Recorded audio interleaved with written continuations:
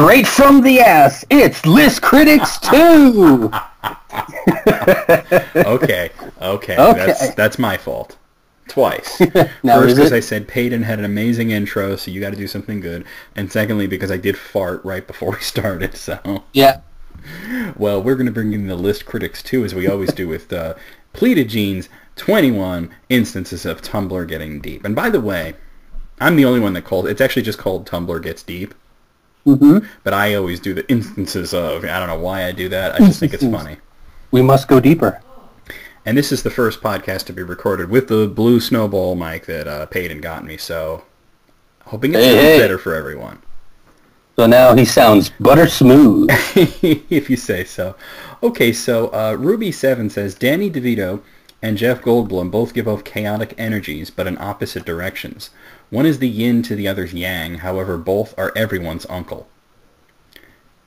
And occasionally Omniscient says, Danny is your dad's brother and Jeff is your mom's. That's true, though. You know, I can kind of read them that way, yeah. Yeah. I saw a meme about, with Danny DeVito. It was it was something from, It's Always Sunny in Philadelphia. And he's like driving a bus, like a tour bus, and somebody says, but what about insert favorite celebrity here? Whatever happened to them?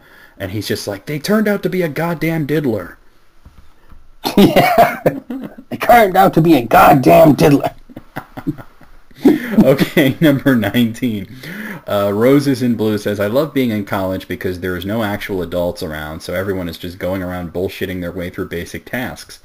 Like, I can be like, I think I got better from my cold because I ate an orange yesterday. And everyone is like, yeah, makes sense. And somebody else could just be like, I'm going to put my pillow in the washing machine to clean it. And everyone's like, sounds like a great idea, John. Let's see. When I was at university, there was a lot of acceptance. Like, yeah, whatever. That sounds right, yeah. And then you turn around and completely forget about it. Yeah. Do people not put their pillows in the washing machine? Are you not supposed to do that? Well, I don't know. Maybe put the pillow in separately from the... Yeah. You just do like 2 or 3 pillows as a load, because occasionally you do need to clean them. I mean, they sop up all your goo. All right. Well, your goo and your flakes. Yeah, and I'm number 18, or in your case, salt. Yeah, my salty flakes. Forverang, I don't know what the hell this says. It says, Americans having discourse about pineapple on pizza are so blissfully unaware of the nightmare that is Swedish banana pizza. And they post a picture of a pizza that has bananas on it. And fuck yeah, Norwegian says, delete Sweden immediately. What the fuck, Sweden? I don't know, man. Sweden's given us some pretty good stuff, I think. They've given us a lot of great heavy metal, but they don't know shit about pizza. I'm not cool with bananas. Is there also mushrooms on that? Oh, God. Bananas and mushrooms. Oh, my stomach. Oh, my face. Anyway, number 17, and Humans Love Story says, sometimes I'm like my therapist doesn't really tell me anything I don't already know. But then I remember that I used to eat scrambled eggs every single morning because I hated them, but I hated them less than I hate all other breakfast food on weekdays. Don't at me, waffles are a weekend food, and they do not start me on a productive path. And my therapist said, why not eat a lunch food? And I said, explain. And she said, you're allowed to eat whatever food you want in the morning. You're not bound by law to the traditional American breakfast. My father's insurance pays $100 an hour for a woman to give me permission to eat a peanut butter and jelly at 6 in the morning. Okay, so that's what that story boiled down to. All right. I love breakfast foods. I don't know, like... Yeah, it sounds like this person just has an issue with breakfast in general. How could you hate all breakfast foods? And also, notice that he says... waffles are a weekend food, so not only is he strictly, there's breakfast foods, there's lunch foods, then there's also weekday foods and weekend foods? What the hell is that? Like what else constitutes a weekend food? That reminds me of The Simpsons with George Bush, when he was at the Krusty Burger, and he's like, what kind of soup do you have, and all this, like, old man stuff, and the guy there, the security detail is like, why don't you just get the cheeseburger? He's like, that's really more of a weekend thing, isn't it, Bob? That was good old HW, right? Yeah, who I don't think he's going to be with us much longer. No? Well, you know, his wife just died, and they're in their 90s, and he's in the hospital now. Oh, geez, you make it to Yeah, 90, so. you kind of won. Well, yeah, like I said, he's in his 90s. Number 16, Shower Thoughts Official says, music is just wiggling air. The Sunshine Cult says, don't do this. Don't do this to me today. Mr. Mansan says, and color is just wiggling light. Thanks for coming to my TED Talk. Inside Us Only Star says, artists and musicians are just magicians of the wiggle. And Passion Peachy says, an artist's best quality, their wiggles. That sounds like something you'd end a TED Talks on. Yeah. Yeah. And thank you for coming for the TED Talk. Yeah. Number 15, I love this. This person's Tumblr name is The Old Homosexual. Oh, that crazy old homosexual. Homo, like what? Okay, that's the name you wanted. He says, can we talk about how in zombie shows and movies and books they always find a veterinarian and not a surgeon? Are veterinarians deemed more likely to survive the apocalypse? Which, it is true. I mean, it's not just zombie things. Like, they had a thing like that in The Stand, too. But anyway, Dr. Fearox here says, yep, one of our professional skills is not being bitten by patients. We actually have a good broad knowledge base for both surgical, medical, and GP things. We're used to improvising equipment because a lot of stuff is just not made for animals. Meat safety is part of our training. Our cars are often full of equipment, especially in mixed practice, and we probably weren't in the human hospital at the initial outbreak. That's a lot of good points. Yeah. Straight from the vet's mouth. I think the idea is that, like, in a situation, like an apocalyptic situation, you're not likely to find a doctor, but sometimes you put these characters in a situation where they really need a doctor, but you don't want to make it too easy for them, so they're all going to be a veterinarian. Like, oh, so close. Yeah. But if you think about it, wouldn't doctors be some of the first to turn? Probably, yeah. Yeah. I would imagine so.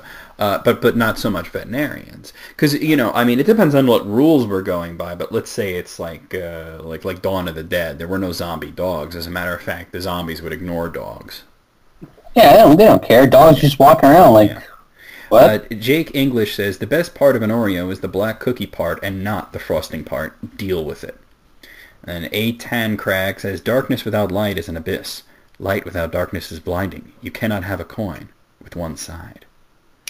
And then Jake English, the original poster, says, yo, Socrates, it's a fucking cookie. Yeah, the best part of the Oreo is just eat the cookie. The best part of the Oreo is the fact that it's an Oreo and they're good cookies. I'm not one of those weirdos that takes them apart and disseminates them. I just bite into the motherfucker. Well, sometimes I like to take the white from one part and put it in the other and make like a fake double stuff. You can just buy the double stuff. Yeah, but what if they're not on hand? Well, You know what I used to like was they had these frozen Oreo things with like a chocolate shell around the Oreo. Those were amazing. I think I remember those. Those were amazing. I don't know if they still make them though. Number 13, Romeo. I dreamt a dream tonight. Mercutio, and so did I. Romeo. Well, what was yours? Mercutio. That dreamers often lie. So that's a quote, obviously, from Romeo and Juliet. And Gracetown says, Romeo and Juliet by William Shakespeare. Romeo, I had this intense AF dream last night, bro. Mercutio, oh, so did I. Romeo, what did you dream, dude? Mercutio, that you're full of shit. Yeah, it's Romeo and Juliet 2018. That is what it means. Yeah. I mean, yeah, Romeo, I don't know if anybody's actually read Romeo and Juliet. And I had watched the stupid movie, but read Romeo is kind of full of shit. Well, doesn't he love Juliet as much as he says he does? Does he really? He has like a 3-day infatuation with a 13-year-old girl. She's 13? Yeah, and he's 17. You didn't know that? No, I never saw the actual play. Oh, yeah. In high school, instead of Romeo and Juliet, we did, Merchant of Venice. That's a good one. When high schools put on a play of Romeo and Juliet, that's the most accurate portrayal because they were teenagers who had a 3-day infatuation. But 13 and 17, dude. Yeah, well, they were young. Okay, number 12 shows a picture of a pop quiz where they put Pop is the answer to everything. Yeah, it's a pop quiz. Like for example, number one is blank goes the weasel, and so on and so on. There's five questions like that, and the answer is pop to all of them. So Lane Borghini here says, my physics teacher loves April Fool's Day. I told him that his joke got 90,000 notes on the internet, and he was like, wow, 90,000 people think I'm funny. He always makes bad jokes in class that no one laughs. And then he was smiling really big. It was so cute. Oh, I thought that was going somewhere. All right. It went where it needed to go, I guess. Yeah. I love the last question on the quiz. The name of a 1997 U2 album. Hint, a 3-letter palindrome. Which, by the way, right before we were talking about U2 and how they're terrible now. Yeah, like the 80s were pretty much their height. Pop was pretty much their first really terrible album. Like everything before that, at least even the bad ones would have some good songs on them. But then Pop came out of it. That was it. It was the beginning of the end. Pop, more like plop. Plop. Thank you. I was struggling there. Okay, number 11. Frog and Toad, our friend, says, I was going to make a post complaining about this pretentious dude in my Buddhist philosophy class, but then I remembered I was also in a Buddhist philosophy class. You automatically lose. Yeah, Raysec Whizzlebang says, I was in a manga store buying Pocky when this weeaboo walked in. And the original guy, Frog and Toad are Friends, replies with comics about art students making comics about art school. Well, here I am at art school. Guess I better make comics about how pretentious everyone else is. That's what I was going to do. Yeah, me too. What a coincidence that we're all better than everyone. That's great. And then you tip your fedora. Forever. Yes. Number 10, Plasmological says, sometimes I'll go, hey, at my dog until she calms down and looks at me, and then I'll tell her, smoke weed every day. And she goes wild. I don't know what she thinks it means. I don't know. Smoke weed every day. Smoke weed every day. Hey, hey, hey, hey. Oh, that's funny. Hey, hey, hey. Okay, so Joyless posts this picture of results of a quiz. Morning sex or evening sex. 14% voted for morning sex, 17% voted for evening sex, and 69% voted for I will have sex anytime, and they just comment with, nice. Yep, nice.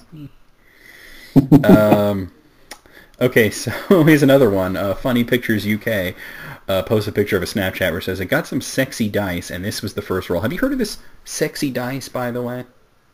I've seen them. I've held them. Okay, so they got eat with clothes on. And Funny Pictures UK says, all day, every day. Yeah, you know what's up. Yeah. Just eating by myself, having a cup of noodles. With my clothes on. Shake Spork here says, I love it when you're drinking citrus drinks and you can't feel your tongue and your entire face starts sweating. It's so cleansing. And then they reply to themselves and says, my doctor said I'm allergic to citrus. I was like, I think you're drinking it wrong. Yeah, definitely something wrong. That's not supposed to happen. No, you're supposed to enjoy it. They thought that was normal. And they thought it was good. Yeah, well, it was cleansing. Mr. Gulo says, this is number 6. I've only been to DQ like 3 times. You know, if I didn't know that was Dairy Queen, I would swear they're talking about Dragon Quest. Or disqualified? Yeah, they've been to disqualified 3 times. Okay, I've only been to DQ like 3 times in my life, but the second time I ordered a milkshake or something, and I heard about DQ drinks not spilling when you flip them. I was not aware that this ability was only relegated to their blizzards. So long story short, I said, hey, look at this to my family, and they watched me pour my milkshake on the ground. Wow. I'm picturing it right now. It's like, why did you do that, you dummy? Wow. But yeah, they flipped the blizzard. I don't know why they do that. Like, look at this. Look what it can. You know, like, okay, that's. So okay, this person. This is number 5. Natural sceneries. I guess they're known for posting just like amazing scenery, and they show this picture of this beautiful like mountain in the distance with the clouds and everything, and there's this dog sitting on a rock looking off. at the mountain, you know? It says, this dog just appeared out of nowhere and followed us for an entire week during our trekking trip in the Himalayan outback. When I decided to get up at 4 a.m. to climb the next 5,000-mile peak, he accompanied me as well. That's probably 5,000 meters, actually. On the top, he was sitting for the entire 30 minutes on this place. And Fate Complex says, this dog knows some shit. Yeah, like what's going through that dog's head at that moment? You know, I've heard of like hiking trails or whatever. Like they'll just be dogs that'll just show up and walk with you, and they're just dogs that know the trail and live nearby. You know, that kind of thing. I read a story about a hiking trail where just dog just started following them, and you know, and they you know, he was very friendly, and they said they had a little note on his tag that said, you know, I'm not lost. I just like to follow hikers. Oh, it's like the littlest hobo. Number 4, The Littlest Hobo. That should be a new children's book. It's a audio show. Audio by Ryan Gosling. It was a TV show about a dog that would go and help people. Yeah.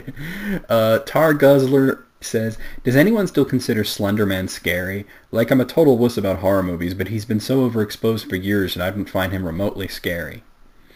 And Scheist Spark says, I bet you would if he were to materialize before you. He said, I'd be terrified if a lady from the Great British Bake Off spontaneously materialized in front of me. That doesn't track. And Higzor says, Mary scary. I would be a little put off. He's like, whoa, sudden lady out of nowhere. I remember when Slenderman was at its peak, and you played, and I think it was you who played that Find the Pages game? I played the original Slender game because people were telling me to, and it was so lame. And then I got hate comments because I wasn't scared of it. Well, it's almost like you were getting pissed off because it was so unscary. Well, I was kind of waiting for something to happen, and like it didn't really have much in the way of atmosphere other than the sounds, which was admittedly pretty cool, but it was just not that great. And then people were like, you're playing it wrong, you know? You're supposed to be in the dark at 2 a.m. with headphones on. I'm like, whatever, man, you know? Like, no, I'm sorry, you know, like, first of all, shut up. So then I had my sister do it. We actually had her, I did a video where I recorded her reaction to playing Slender. It was at 2 a.m. It was dark, obviously, and well, I didn't put headphones on, but I have surround sound. So, and she was not impressed. Yeah. And I told her at the end of the video, I said, you know, some people call this the scariest game ever made, and she goes, Duke Nukem is scarier than that. Well, when you've got balls of steel, that's pretty damn scary. Balls of steel. Still a funny video. Yeah, even after, like, what, 10 years? Yeah. Okay, number 3, Doval Bun says, right. So when I started my sociology course in college, my teacher started off with, well, I guess we have to do icebreakers. I'm John and I fear bears. Why do I fear bears? Because bears can run at 30 miles per hour and that Chester Zoo is 30 miles away. That means a bear can be outside this door in an hour. Why would a bear be here? Because they can smell fear, and I fear them. Checks out. That's a hell of an icebreaker. Yeah. Now all your students think you're a damn weirdo. Or maybe they think he's lol so random. I don't know. Lol so random, that makes him popular. Okay, number 2, they actually show a picture. Have you seen these? I actually saw these at Walmart the other day. They're ice trays, but instead of making the ice in the traditional cube form, they make them in like long, slender rods of ice. That's weird. So they're like ice fingers. They're like ice fingers, and you can put them in like a bottled water, for example. Oh, okay. So I was like, what? And I remember I said to my mom, we were at, because I've been helping her with the shopping, because, you know, all the shit that's going on. Yeah. And I said, how is it, we put people in space before we came up with this.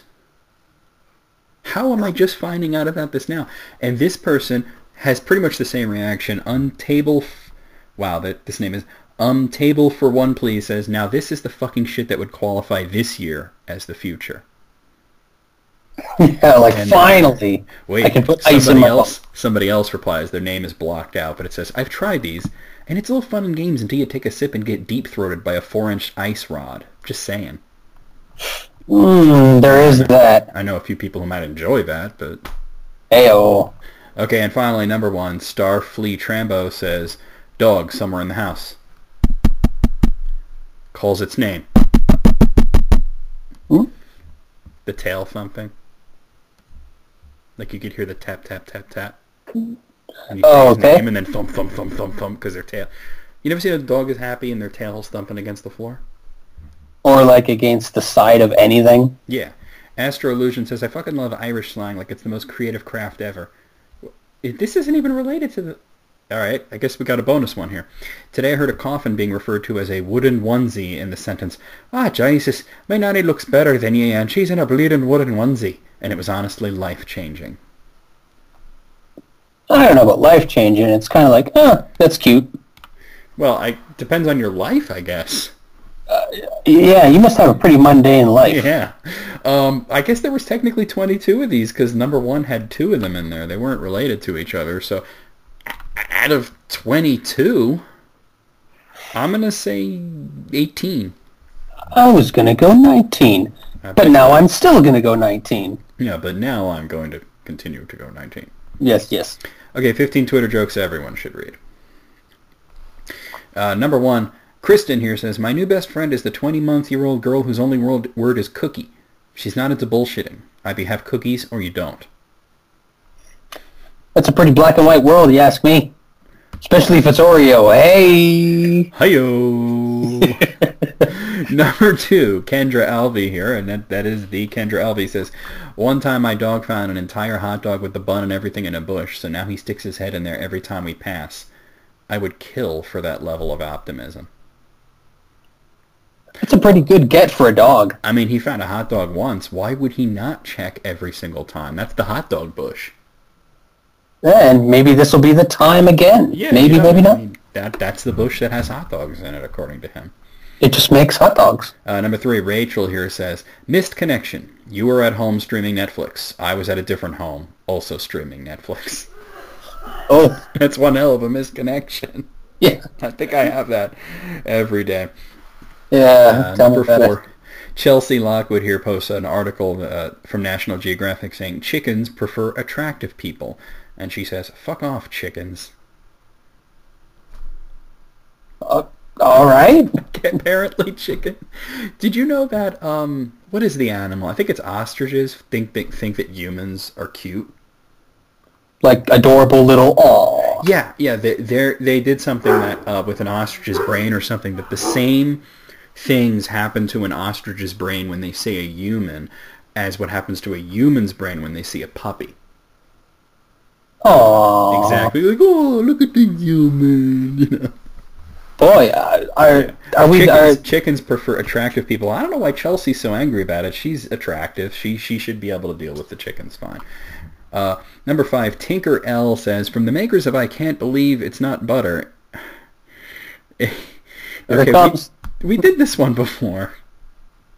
Introducing It Might Be Bread. Let's just say it's cream cheese. It almost tastes like jam. Sure, it's maple syrup and smells a bit like eggs. Smells a bit like eggs. I don't like where that one's going because it might not be eggs. The same exact thing. And I'll point out once again that the joke misses the point of I Can't Believe It's Not Butter.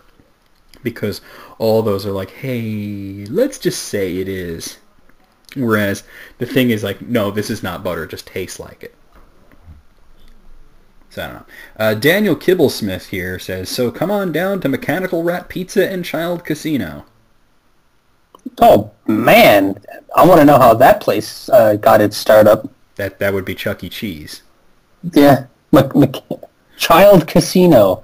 I was taking it literally, like, here's your child. Oh, no, like a casino for children. For children, yeah. Mechanical Rat Pizza and Child Casino. That's literally Chuck E. Cheese. Do you guys have Chuck E. Cheese up there? I'd been at Chuck E. Cheese when I was a little kid. So I don't really remember much of it, though. I was really young. You know, it's funny because my parents tell me that when I was little, they took me there all the time, and I have no memory of it. I remember crawling like through a tube to get from one room to another, and that's my one memory. The only memory I have of being inside of a Chuck E. Cheese was when we had to go, well, this was not when I was a kid, I was older, and we had to go there for some kid's birthday party, and I just like played Mario Brothers on the arcade. They had like versus Mario Brothers? No, not Super. No, Mario Brothers. You know, with the POW block and the turtles. Holy, that'd be a good cabinet. It was a pretty good cabinet, yeah. Okay, number 7 here. Jake says, after I cut a bagel, would you like the side that is somehow 3 times larger than the original bagel, or the side that is the first object to only ever have 2 dimensions? How is that true? Yeah, I hate when I do that. It's true, though. Or I'll start perfectly in the middle, and then like, how did this happen? Yeah. It usually happens because the knife is not sharp enough. But it's true that one half seems to be larger than the whole. Number 8, Amy Dillon says, dating. I thought it was sad when I'd see a married couple at a restaurant not talking. Married. We carry on an entire conversation about the couple on a date at the table next to us using only our eyebrows. Okay. I don't relate to that, but okay. I can't really relate, but yeah. I guess more power to you. If you can communicate with only your eyebrows, you have a special bond. Well, you know, just like when Razor, I don't know, get a load of this kind of thing, I guess. Number 9, Spaced Mom says, my 5-year-old just came out of bed saying she yawned so hard her blankets came off. And honestly, that's like groundbreaking work in the bedtime excuses field. Yeah, they're getting smarter. They've adapted. I live like my nephews will do shit like that. They're kind of like, I'm thirsty. And I'm like, yeah, so? What are you telling me for? You know where the water is. Yeah, like, you know where the water is. What are you bugging me for? Get it and get back to bed. You want me to get it for you? Is that what we're going for? No, well, they just like, you know, this is our excuse. Number 10, Mowgli here says, start all your work emails with, if you're reading this, it means I am dead. That would get old fast. Wait, I'm waiting for the other shoe to drop here. That's it. That's what you should start your work emails with. That's it. There's no other part to that joke. That is the entirety. First time dad here says, Voldemort, I'm here to call Harry Potter. Struggling to open baby gate. James Potter, push down and then pull back. I am still struggling. Lily Potter, jiggle it. He needs to jiggle it. Voldemort, I am jiggling it. You know what? Forget it. I'll come back when he's 10. Oh. Well, you know, Voldemort was pretty useless around anything that wasn't magic. I mean, I'm surprised no one just walked up to him and shot him. Can I just magic the gate? Like, yeah, you probably could just blow it up, right? Like, can I just do magic and then make I guess the joke is that Harry and his parents would have been alive if they just had a baby gate. Yeah, because like, how do I penetrate this impenetrable force? Number 12. I'm not really... Oh, this is Jackson Crawford. I'm not really supposed to do this, says the Verizon employee, showing you the setting on your phone that unbinds love from sorrow. Aww. It's so stupid, I like it. Number 13. Josh says, me, choking on a piece of popcorn. Wife, turns the TV up. Finally. Like, stop choking, I can't hear. Number 14, Haley says, no one goes to Target because they need someone. You go to Target and let Target tell you what you need. I don't understand this. Don't get it. So I'm going to move on. And number 15, Maeve says, so many friends have kids now, it's tough to meet for coffee, let alone carry out the greatest casino heist the world has ever known. Don't quit your day job there, Maeve. That was terrible. Ocean's 11? Or whatever. Fail. Not all of them were fail, though. Some of them were kind of funny. I'm going to get 10 out of 15. Out of 15, I'm going to follow your 10. Follow your 10. With a 9. Oh. Hey. All right. So I have another one from Pleated Jeans that I just found. I thought it was interesting. It's kind of a funny signs list, but they're all do not disturb signs. It's called 19 do not disturb signs that are too funny to ignore. Okay. So this one says, number 19, remember I'm busy and important. Do not disturb unless 1, the house is on fire, 2, there is a medical emergency, blood in excess of 1 liter required as proof, 3, puppies. Otherwise, call or text me first. Friends and family, I love you all, and this means you. Geez, what are you doing in there? Work, I assume. I love how they're like, hey, if there's puppies involved, yeah, you can... Yeah. Number 18. A couple of puppies. Number 18 is it just shows a picture of a guy sitting on a stool. He is wearing, I'm going to go from the top down, a colorful red hat with a little bird on it, a black shirt with a bow tie, underwear, and socks. Oh, all right. And he's man-spreading. He's spreading. Oh, yeah. And there's a cat there, too, and it just says, do not disturb. If that's what he's doing in there, just, airing his balls out, I'm not going to disturb him. Just let him do his thing? Yeah. Number 17. Smile, you're on camera. Please do not knock or ring the doorbell. We do not answer if we are not expecting you. We will not buy what you're selling. We will not support your cause. We will not donate to your charity. We will not join your church. Thank you. Here's me fucking off. Jeez. I mean, honestly, it would have been funny if there was oh, by the way, though, if it's Girl Scout cookies, just we'll come around. Yeah, you can buy it back a little. Yeah, that's different, right?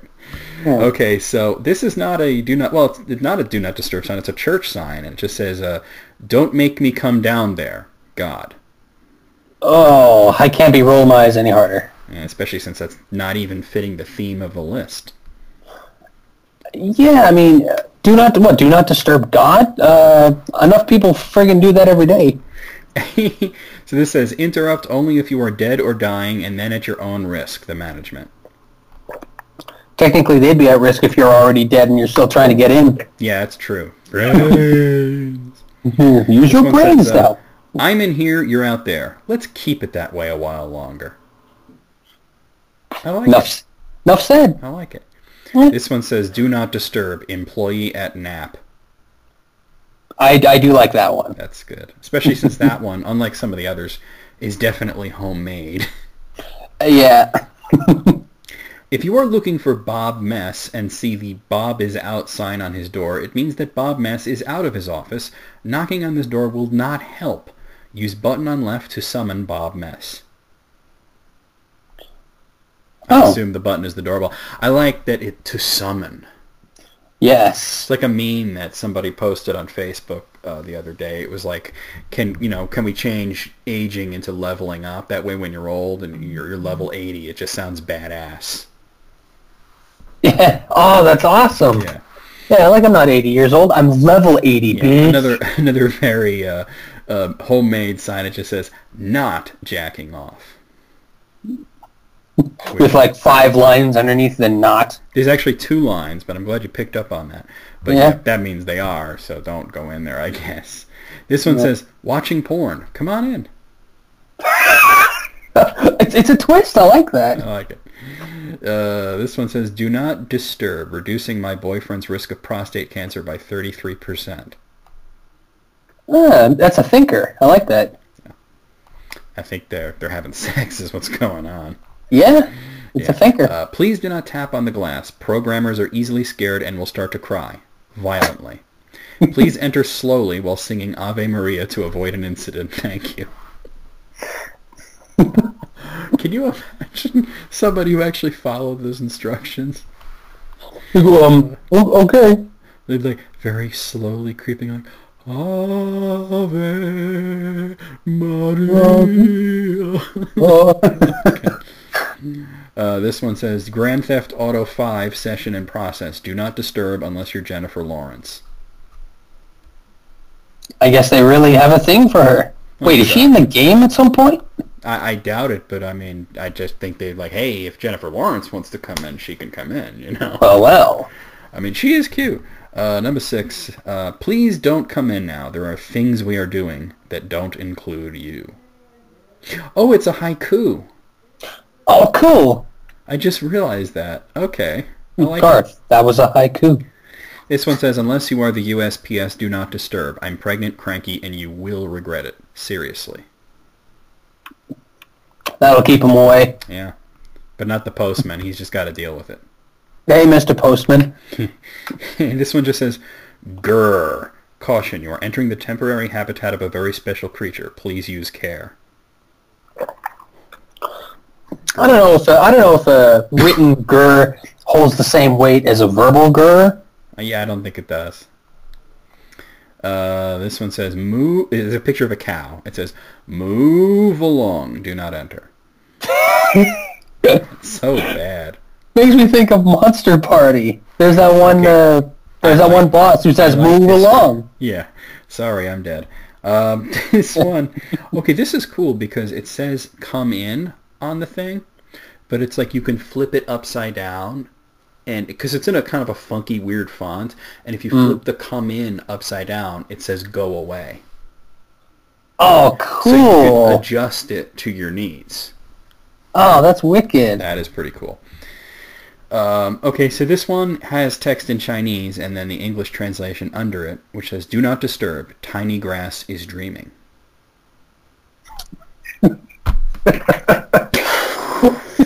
Wait, what? Just accept it for what it is. Okay, well, out of 19, I'm going to say 18. They were mostly really great, except for the church sign that got randomly thrown in there that had nothing to do with anything. Yeah, I was thinking 18 because the God one, it just doesn't fit. It wasn't a do not disturb sign. It was a church sign. Mm-hmm. So it clearly was just posted on the wrong list. So yeah. Have you ever seen any humorous church signs? Like in the wild? Yeah. No. There was this one near me that this friend and I would often kind of just walk past because it was near us, and they would usually have some kind of humorous thing, like, I don't know, something about Facebook or MSN or back in the day. And it's like, nice try. I wonder what the thought is. Like, somebody's going to see this, chuckle, and then change their entire life. You're like, you know what? They make a good point. I'm going to go in and see what's funny. I'm going to go accept Jesus Christ as my personal savior. Like, what? Doesn't happen. I don't know. Like that. For the lulz. Maybe it's for the people that regularly do come in to just give them a laugh. I don't know. Yeah. Okay, so I have a list from Rate My Job here. It is really interesting. It's people share their best I beat the system stories. Oh, they fought the law and they won. Well, not necessarily the law, but any kind of system, I guess, as you'll see from this first one. You know what I'm getting at. Yeah. I flew with my 2 kids and so checked a booster car, a $30 value seat for the 7-year-old. The airline lost the booster car seat. The airline gave me a loaner booster to use in the meantime, but they never found our original booster, so per the airline's policy, because the airline completely lost a piece of luggage, they will pay me $1,500. It took a little work, including filing a police report, but 4 months later I got a check for $1,500 for our lost booster. I still have the loaner booster. Hey, all right. Not bad. That's like somebody successful, like actually successfully getting a rebate. They don't make it easy. But, you know, you go painstakingly through it, you might get it. If you follow, you'll get it if you follow every step, and they usually make it way more of a pain in the ass than you want to do it, you know? I mean, it's legit. Rebates are legit, but they make it a pain in the ass for a reason. They want you to give up. Yeah, they want you to go, this ain't even worth it. Mm-hmm. But $1,500 for a $30 booster seat is pretty amazing. Sounds good to me. Yeah. Okay, shortly after my divorce and a stint as weekend dad, I started getting my kids several days a week. So I took my ex-wife to court to try to reduce my child support payments after she flat out refused to agree to a lower amount. I mean, that's reasonable, right? If he's having the kids more, why should he pay her? Yeah, because he's, like, taking care of them more often. Even though I was legally in a position to do so, my ex fought back hard because she had grown accustomed to getting $1,000 in free fun money every month. Ugh. And child support is supposed to be for the kids, not for mom to go partying, you know. Yes. It took 8 court appearances. The ex went out of her way to drag it out as much as she could, but the judge eventually got fed up with how unreasonable she was being, and instead of reducing my payments, he gave me shared custody and canceled all of my child support payments. And then the ex and her husband lost their house because they were so in debt from lawyer bills. An interesting postscript to this story is that I didn't want my kids to have a crappy home with their mom, so I helped my ex find a townhouse rental that she could afford. Flash forward 2 years, and she's my neighbor, and we get along better than we did when we were married. This guy! What a stand-up dude. Sometimes, honestly, not sometimes, but usually the nice guy does win in the end. Turns out, they became better people after the divorce. Yeah. Well, no, it's just that like she didn't, but then she did eventually, because she's so busy trying to screw him over, she got screwed. And then he's like, hey, wait a minute, I don't want her to be screwed because then whenever the kids go there, they're going to be miserable. Yeah, like, haha, maybe she's miserable, but don't drag the kids through it. Exactly, and that's the worst thing you can do. I pull this trick out let's try this again. I pull this trick out when return policies fail me. It all started with a hairdryer I purchased that promptly fizzled and died right out of the box upon first use. The receipt was lost in the garbage, so I tried returning it the next day. They wouldn't give me store credit, not even in exchange for a functioning hairdryer after I showed them the one I bought was completely dead. So, fuming, I went to the aisle and grabbed another hairdryer of the same exact type. Waited 2 days and went back in with the receipt for my second purchase and the dead hairdryer. They refunded me in full, and the second hairdryer lasted me for at least 10 years. Oh, well, okay. Probably not legal, but probably very easy to get away with. Yeah, I mean... How are they ever gonna... Hey, you're risking it, but, what goes in this box, there's no way, right? Right. Okay. I dropped out of college. However, I had a summer job at a Fortune 500 company. I managed to convince them to hire me full-time because I was getting paid 1/3 of what college grads were getting to do the same job. After they hired me, I spent every performance review asking for wage parity with my peers, and after a few years, I managed to get it. Eventually, I left the company, got a job at Microsoft based on my prior experience, and now I make over $150,000 a year, all without a college diploma. Wow, good for you. So he convinces the company to hire him because he doesn't have a degree and they can pay him less. And then you just work your way up. Then he gets them to pay him the right amount, and then he parlays that into an even better job. That's a true success story right there. You should use that talent for something else too. Well, I mean, he's working for Microsoft. If you're making 150 grand, what do you want him to do? Yeah, if you're making 150 grand, you're all right. Yeah. My high school had a program with a local community college that let you take a normal high school class, then pay $15 to take a final exam from the community college, and you'd get college credit for the class. I took a few of these classes in my sophomore year and had signed up for more in my junior year. In order to get the credits and a transcript from the college, they had to give you a student ID. I at some point figured out that I could use the ID to sign up for online classes directly through the college and bypass the high school. During my junior year of high school, I only cared about the classes giving me college credit and spent my other class time doing work for the online courses. By the end of the year, I'd failed most of my high school classes, but I'd finished my freshman year of college. I then applied to... That's amazing. What a... there's more, but wow. I then applied to my state university as a transfer student and got accepted because transfer students don't have to provide high school transcripts or even SAT scores. I never graduated from high school and never went for a single day of my senior year. Get out of here! Can you imagine having a college degree without having finished high school? He really did beat the system. Yeah, and in a good way. In a very good way, wow. In college, I was supposed to take 2 lab science classes. At my school, lab science classes were notoriously difficult and didn't have anything to do with my field of study. I ended up finding 2 online science classes from the University of Nebraska that happened to coincide with an internship I had in Omaha. I got it approved through my advisor, and the classes were a breeze. They were the most entry-level classes on geography and climate. Fast forward to graduation, I found out that my lab science classes are supposed to be hands-on. My advisor assumed that since I was interning in Omaha that the classes were in person. I was 2 months from graduation when we figured this out, so they just accepted the credits. I got lucky that day and learned some rad stuff about geography and landforms. Oh. You're lucky they didn't press the issue, huh? Lucky boy. Yeah. Here in Maine, we have this weird law called the Maine Implied Warranty Law. It basically says that if something breaks within the expected lifespan, the realtor has to replace it. It is a rarely used consumer protection law. Earlier this year, my phone stopped connecting to networks. I go to the fruit-themed phone manufacturer store. I love that, the fruit-themed. The Apple store, obviously. Yep. Yeah. And they say it's a carrier issue. I visit the carrier, and they say it's a hardware issue. I revisit the phone manufacturer and mention that it could be an issue with the SIM card tray, which these models are known for. They take the phone out back and open it up and confirm that the SIM card wasn't making contact. They came back and told me that and said, unfortunately, your phone is no longer covered by Fruit Care, so your options are leave or buy a new phone at full price. I paused and said, Have you heard of the Maine implied warranty law? Without skipping a beat, he said, let me go chat with the manager, and walks away. I watched him have a 5-second chat with another guy. He came back and said, let me go grab you a new phone from the back. New phone, $0. Holy!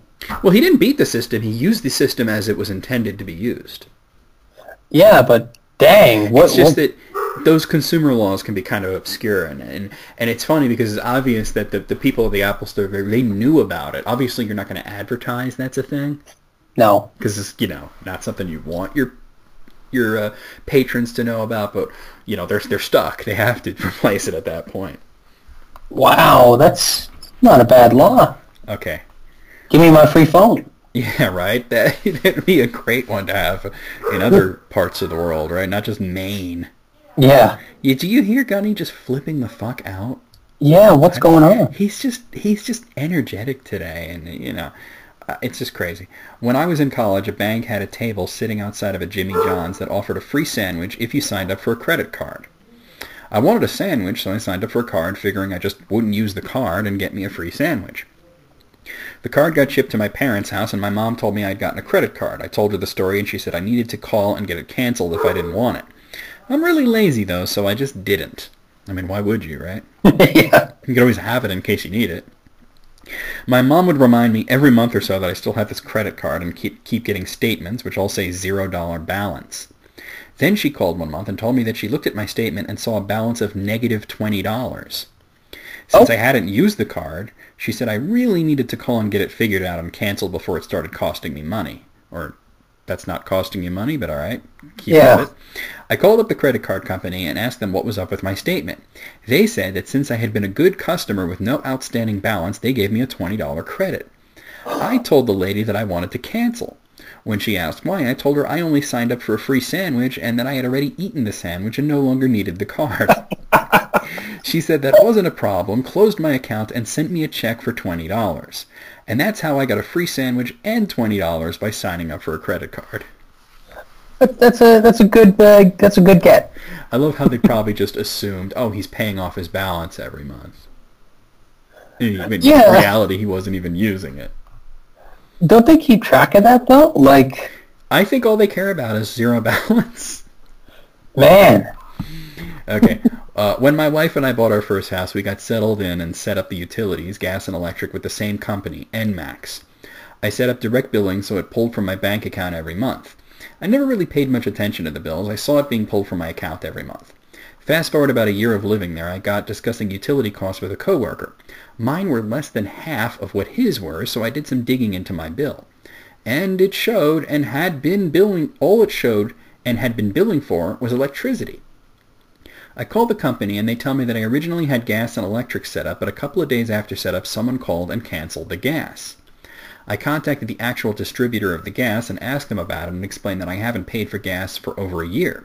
They give me the name of the company that is supposed to be selling me my gas, and it is not a company that I have ever had anything to do with.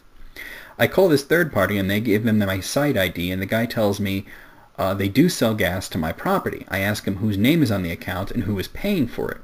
He says there is no name on the account and no one has paid for it in over a year. I ask why it was never shut off after so many months of non-payment. At least that would have let me know that there was an issue. He said it must have slipped through the cracks.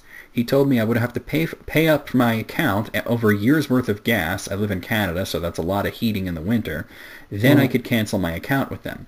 He wouldn't give me an amount over the phone, but said he would send out a bill. A couple of days later, a bill shows up for $17.36. I promptly paid it, canceled my account, and switched back over to NMAX. Wow, $17 for a year of gas. I want to know what that company is. That sounds pretty good, huh? That sounds like a sweet deal. All right. My sister was an English teacher in Taiwan for about a year. She holds dual citizenship, Taiwan and the USA, so she used that to her advantage. Foreign teachers in Taiwan get a higher salary than local teachers for some reason, so she used her USA citizenship to apply for the job at the English school. However, non-citizens also pay higher taxes than citizens, so when she did her taxes, she used her Taiwanese citizenship. In the eyes of the school, she was a foreigner, so she got higher pay. In the eyes of the government, she was a citizen, so she paid the same amount of taxes that citizens do, which is lower than what non-citizens have to pay. So she got the best of both worlds by using her dual citizenship to exploit a loophole. Needless to say, she pissed off some of her foreigner and local co-workers since they were jealous. Wow, that's quite a balancing act there. Well, why they got to know about it? Not their business, right? Well, unless you're going and flaunting it and blabbing about it. I think that might be the case, yeah. Yeah. I think that's what's pissing them off, the bragging. Oh, look what I did. Oh, I'm so clever. I'm an avid reader, and I got a Kindle Paperwhite for my birthday a few months back. I realized that you can rent ebooks from your local library, and if you download them to your computer rather than having Amazon send it to your Kindle via Wi-Fi, you can keep your books on your computer forever. As long as you keep your Wi-Fi off on your device, there's no way for it to sync with Amazon and remove the returned book. This gives me the chance to have every book I want to read, minus new books that come out that have 30-plus people on the wait list, for free on my device. Very nicely done. That's epically awesome, but how is there a waiting list for virtual books? I don't know why. Like, how is that a thing? Like, there's only one virtual copy? Like, come on, man. It doesn't make sense, yeah. Okay, I lived in an apartment between 2004 and 2009. This was during the boom in oil prices, and I lived in an oil-rich province in Canada. People from all over the world were flooding in to find work. Vacancy rates in my city plummeted to less than 1%. Rents were going up all the time, and my building was no exception. I think that by law, tenants must be given 90 days' notice before rent can be raised. And every 90 days, like clockwork, I got a notice in my mailbox telling me of an upcoming increase. When I moved in, my rent was $720 a month. By the time I moved out, 5 years later, it was up to $1,700. But sometime in between moving out and moving in and moving out, I got tired of it, and I stopped paying the higher amount.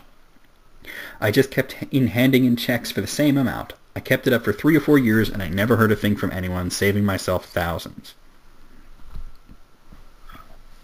They're not going to, like, get on you for that? It must be a big apartment management company that doesn't look too closely at it.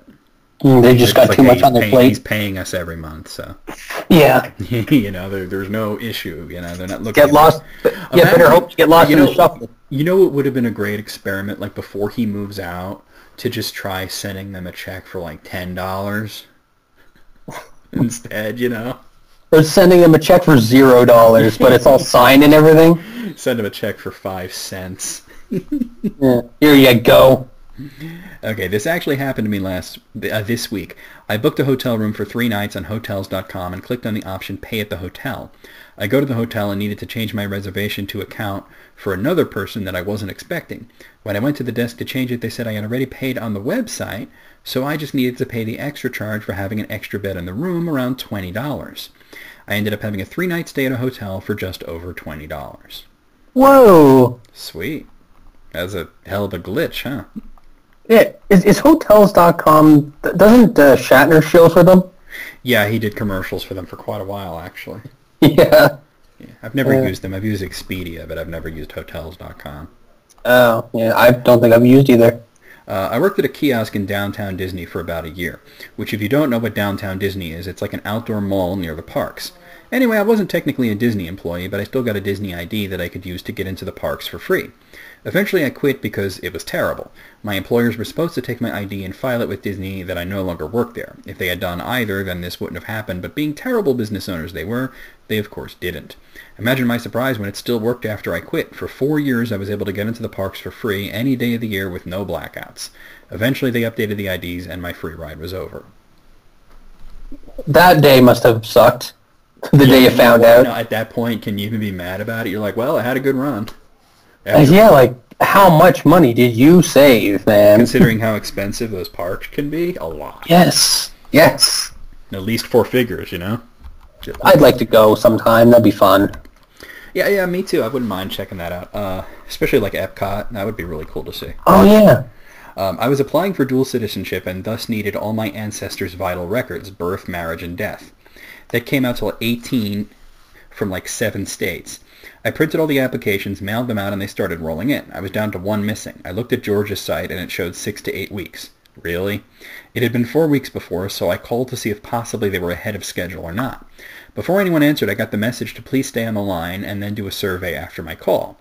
Someone answered. She said it would be 6 to 8 weeks. I said, I know that's average, but I was curious if maybe you were ahead of schedule. She started asking about my name and such, and then she said, well, we didn't get it until 2 weeks ago, so 4 to 6 more weeks. Oh, so now it takes them 2 weeks to check their mail? I thanked her and hung up.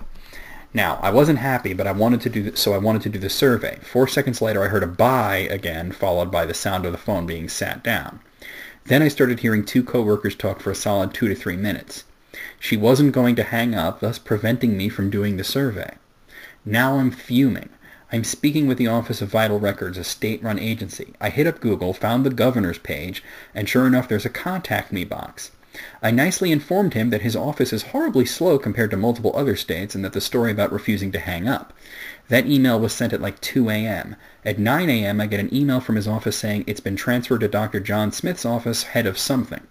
At 2 p.m., I got a call from his office. A staff member confirmed my name, which record I requested, what proof I submitted to prove I have legal access to it. It was my dad's birth certificate, so I sent a copy of my driver's license and my birth certificate. She said, perfect, I'll have that mailed out today. I'm sorry for the inconvenience and delay. Oh. Well, you know, when you run into problems, complain to the boss, and when the boss is the governor of Georgia, you're going to get some shit done. Just go to the higher-ups. You might as well go to the top. It doesn't get that much higher, right?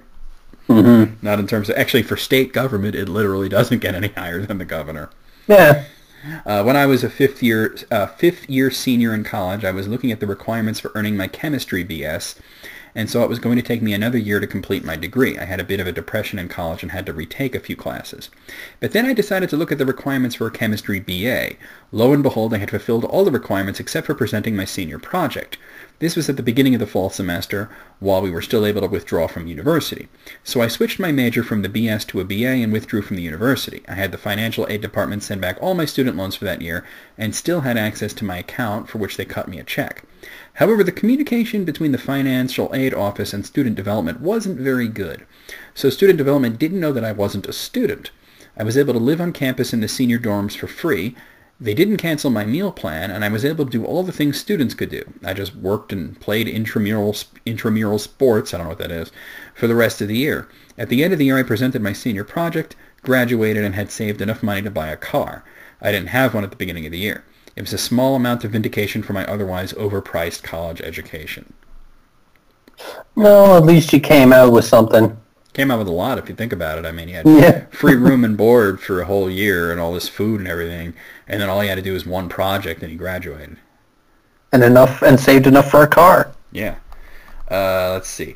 I closed at a bank account with a paltry $30 in it. They gave me my $30 and wished me a good afternoon. Mind you, I was poor as dirt, and this $30 in a forgotten savings account from years ago was going to buy me groceries for the week.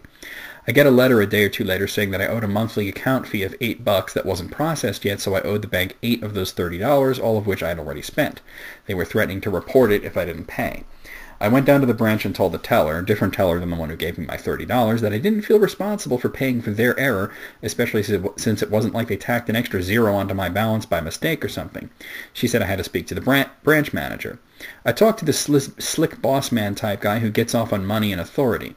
I maintained eye contact and assertive posture and said, I don't feel that I'm responsible for paying for your mistake, and I have a clean conscience because you've been charging me account fees for several years now for money I never touched until now. I feel that I've given you enough money and that $8 is not going to hurt anybody, but a spreadsheet.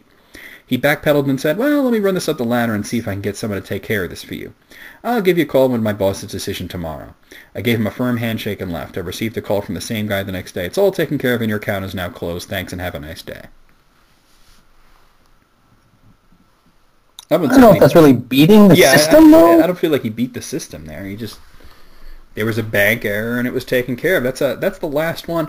These weren't actually numbered, so Jesse, why don't you go ahead and give us a letter grade?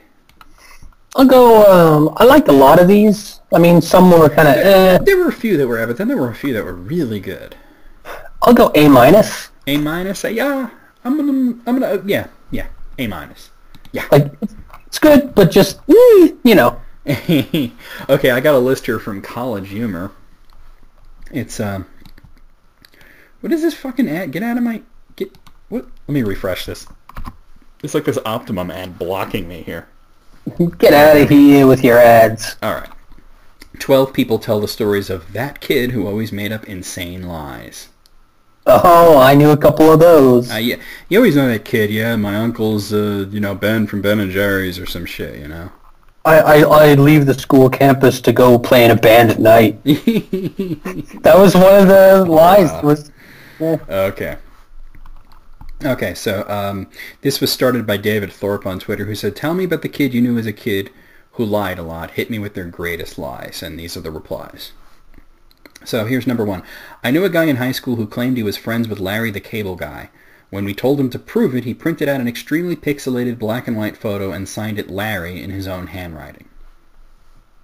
You sure that's something to be proud of, though? Yeah, wow. I mean, that's I wouldn't be bragging about that. I mean, and he spared every expense. Yeah, this guy that you may have heard of. Like, what? Yeah. Wow. Number two, said he wrote Gangsta's Paradise but dropped it and Coolio found it, presumably while one of them was on holiday, given that we lived in a small village in the west of Scotland.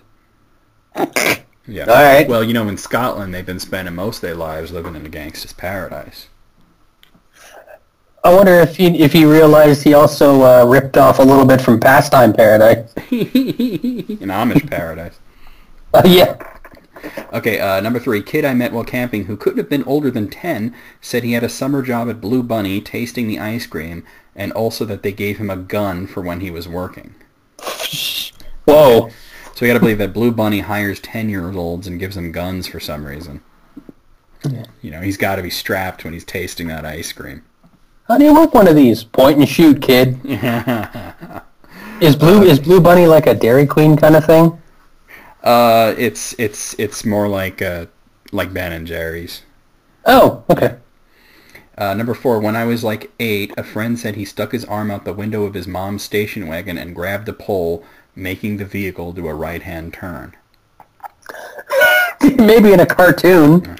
That would more make your arm fly off. But hey, kid, you do you. Or at the most realistic, just break it. Yeah, it wouldn't end well for your arm, and the car would not be affected in any way. No. Number 5, my friend in 4th grade dug a hole too deep in his backyard and saw the devil. Well, maybe your friend was not a liar. Maybe he's just schizophrenic. Or found something someone else had buried there years ago. Yeah, right. Number 6, in middle school, this guy bragged that he had an erection while being born. Therefore, he was having sex the first moment of his life. Yeah, but it's with your mom. Yeah. Don't brag that one. That's not... No. He didn't think that all the way through when he came up with that lie. No, but... I don't know. I got nothing. Just... Ugh. That's terrible. Number 7. He said he was a raptor. Like not a raptor turned into a human even, just a straight-up raptor. Maybe he's a furry. Well, how old was he? 2? It doesn't say. I don't think 2-year-olds... I'm a raptor. Maybe they do that. Okay, this one says, this kid Keith said his dad was Steven Tyler's dentist and he sharpened Steven's teeth using lasers. Also notable is my brother, a serial liar who claims he slept on a waterbed and woke up underneath it because of osmosis. Somebody just got out of science class. Yeah, right. That's awesome. Wow. Number 9, said Nightcrawler, the X-Men character, was based on a guy who lived in the attic of his church. Also claimed the Jaws robot at Universal Studios took on a mind of its own and chased him into a barn until the tour guide killed it with a shotgun. Smile, you son of a... I don't know. I think the most unbelievable thing is that they have shotguns at Universal Studios. Hey, you never know. Maybe they're like pop. Number 10, my friend thought Jungle to Jungle was Jungle Jungle 2, and when I corrected him, he was so embarrassed that he lied and stuck to his guns and said that he owned a movie called Jungle Jungle 1 and made up the plot and everything. I asked to borrow it, but he said he couldn't find it. I wonder if it also starred Tim Allen. Jungle. Is Jungle. Is that who was in Jungle to Jungle? Yeah. I don't think I got to look this up. I don't think I'm that aware of this movie. Oh, yeah, it's Tim Allen in the poster there and some kid. Yeah, the kid grew up in, the jungle, and then it turns out that he's related to him and fish out of water, Okay, well, whatever. Number 11. Dude used to get winded on his bike and pretended he was having PTSD flashbacks to when he got abducted by aliens instead of admitting that he needed to catch his breath. Said, like, I can't go on. Over there is where the Greys took me. Oh, Lord. Why can't you just say, hold on, I gotta catch my breath? Like, if it's a being fat thing, like, it's kind of hard to, cover that up. Or Yeah, if it's a medical thing, then I'm fucking fat. I need to go slow. Number 12. That kid was me. I told people that I, a 6-year-old, saved someone from drowning at the local pool and was given the key to the pool as a reward. Like key to the city, but for the pool. oh, that's fun. Key to the pool. Yeah. Well, that's the last one, but there's a bonus. Because every once in a while, the person that you thought was a liar winds up surprising you. This last one says, in 3rd grade, this girl Stephanie told everyone that her new dad ran a crayon factory. Went on about it all year. No one believed her. On the last day of school, some new dad showed up and gave everyone a set of 100 prang crayons in a carrying case because he ran a crayon factory. Boom! Vindication. Sometimes it's real. Well, out of 12, 12, yeah, that was pretty awesome. That was pretty good. 12. I enjoyed it. Those sound like realistic lies.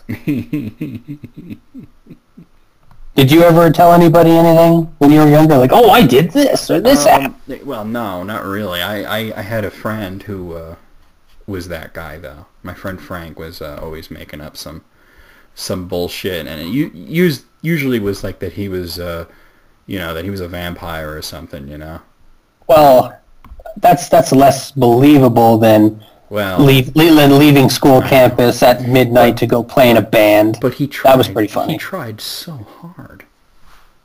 Like, what kind of vampire are we talking here? Like the traditional, like, Dracula kind of thing. Blah. Yeah.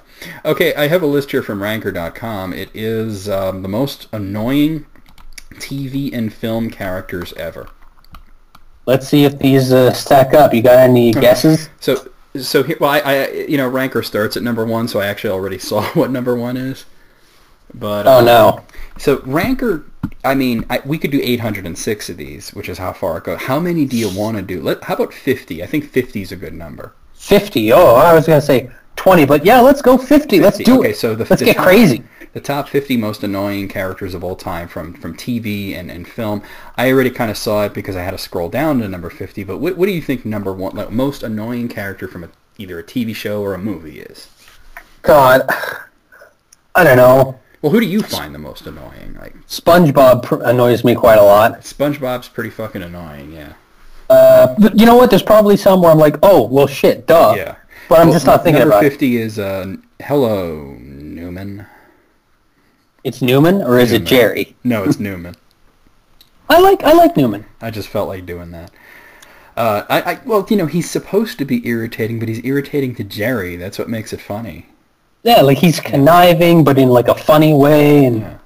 I like it. Number 49 is Theon Greyjoy, who I guess is a character from Game of Thrones, which I don't watch, so whatever. I don't watch it either. Sorry, people. I know it's popular. Number 48 is Hornswoggle, which sounds like a hobbit, but it's actually a wrestler. It's a wrestler, a little person wrestler. He sounds like he should be a little person from Lord of the Rings. You'd think so, but no, it was a terrible storyline. Dude, like Hoggle from Labyrinth. Oh, what was he? Somebody called him something else, and he's like, it's Hoggle. They kept calling him different things, I think. Yeah. Number 47 is Ruby Rod from The Fifth Element. Yes, annoying, but also very funny. Yeah, that he's walking kind of a fine line because yes, he yells and that is the peak Chris Tucker. That is Chris Tucker at his Tuckerist. Yeah. Number 46 is Sam Witwicky from Transformers. No. Yeah, in the first movie, it's like, okay, he's just, but after a while, no, and then Optimus, like, okay, shut up. Mm-hmm. Number 45 is Steve Seven from Married with Children. He did not last very long. There's a reason for that. I do remember him, though. Like, don't try to cousin Oliver up fucking Married with Children. That was a terrible idea. And it didn't work, so they ditched it. I think they only had him in... Like, there was the episode where they introduced him, and then I think maybe he was in 2 more. And then he was mentioned a few times, and then after that they pretended like he never existed.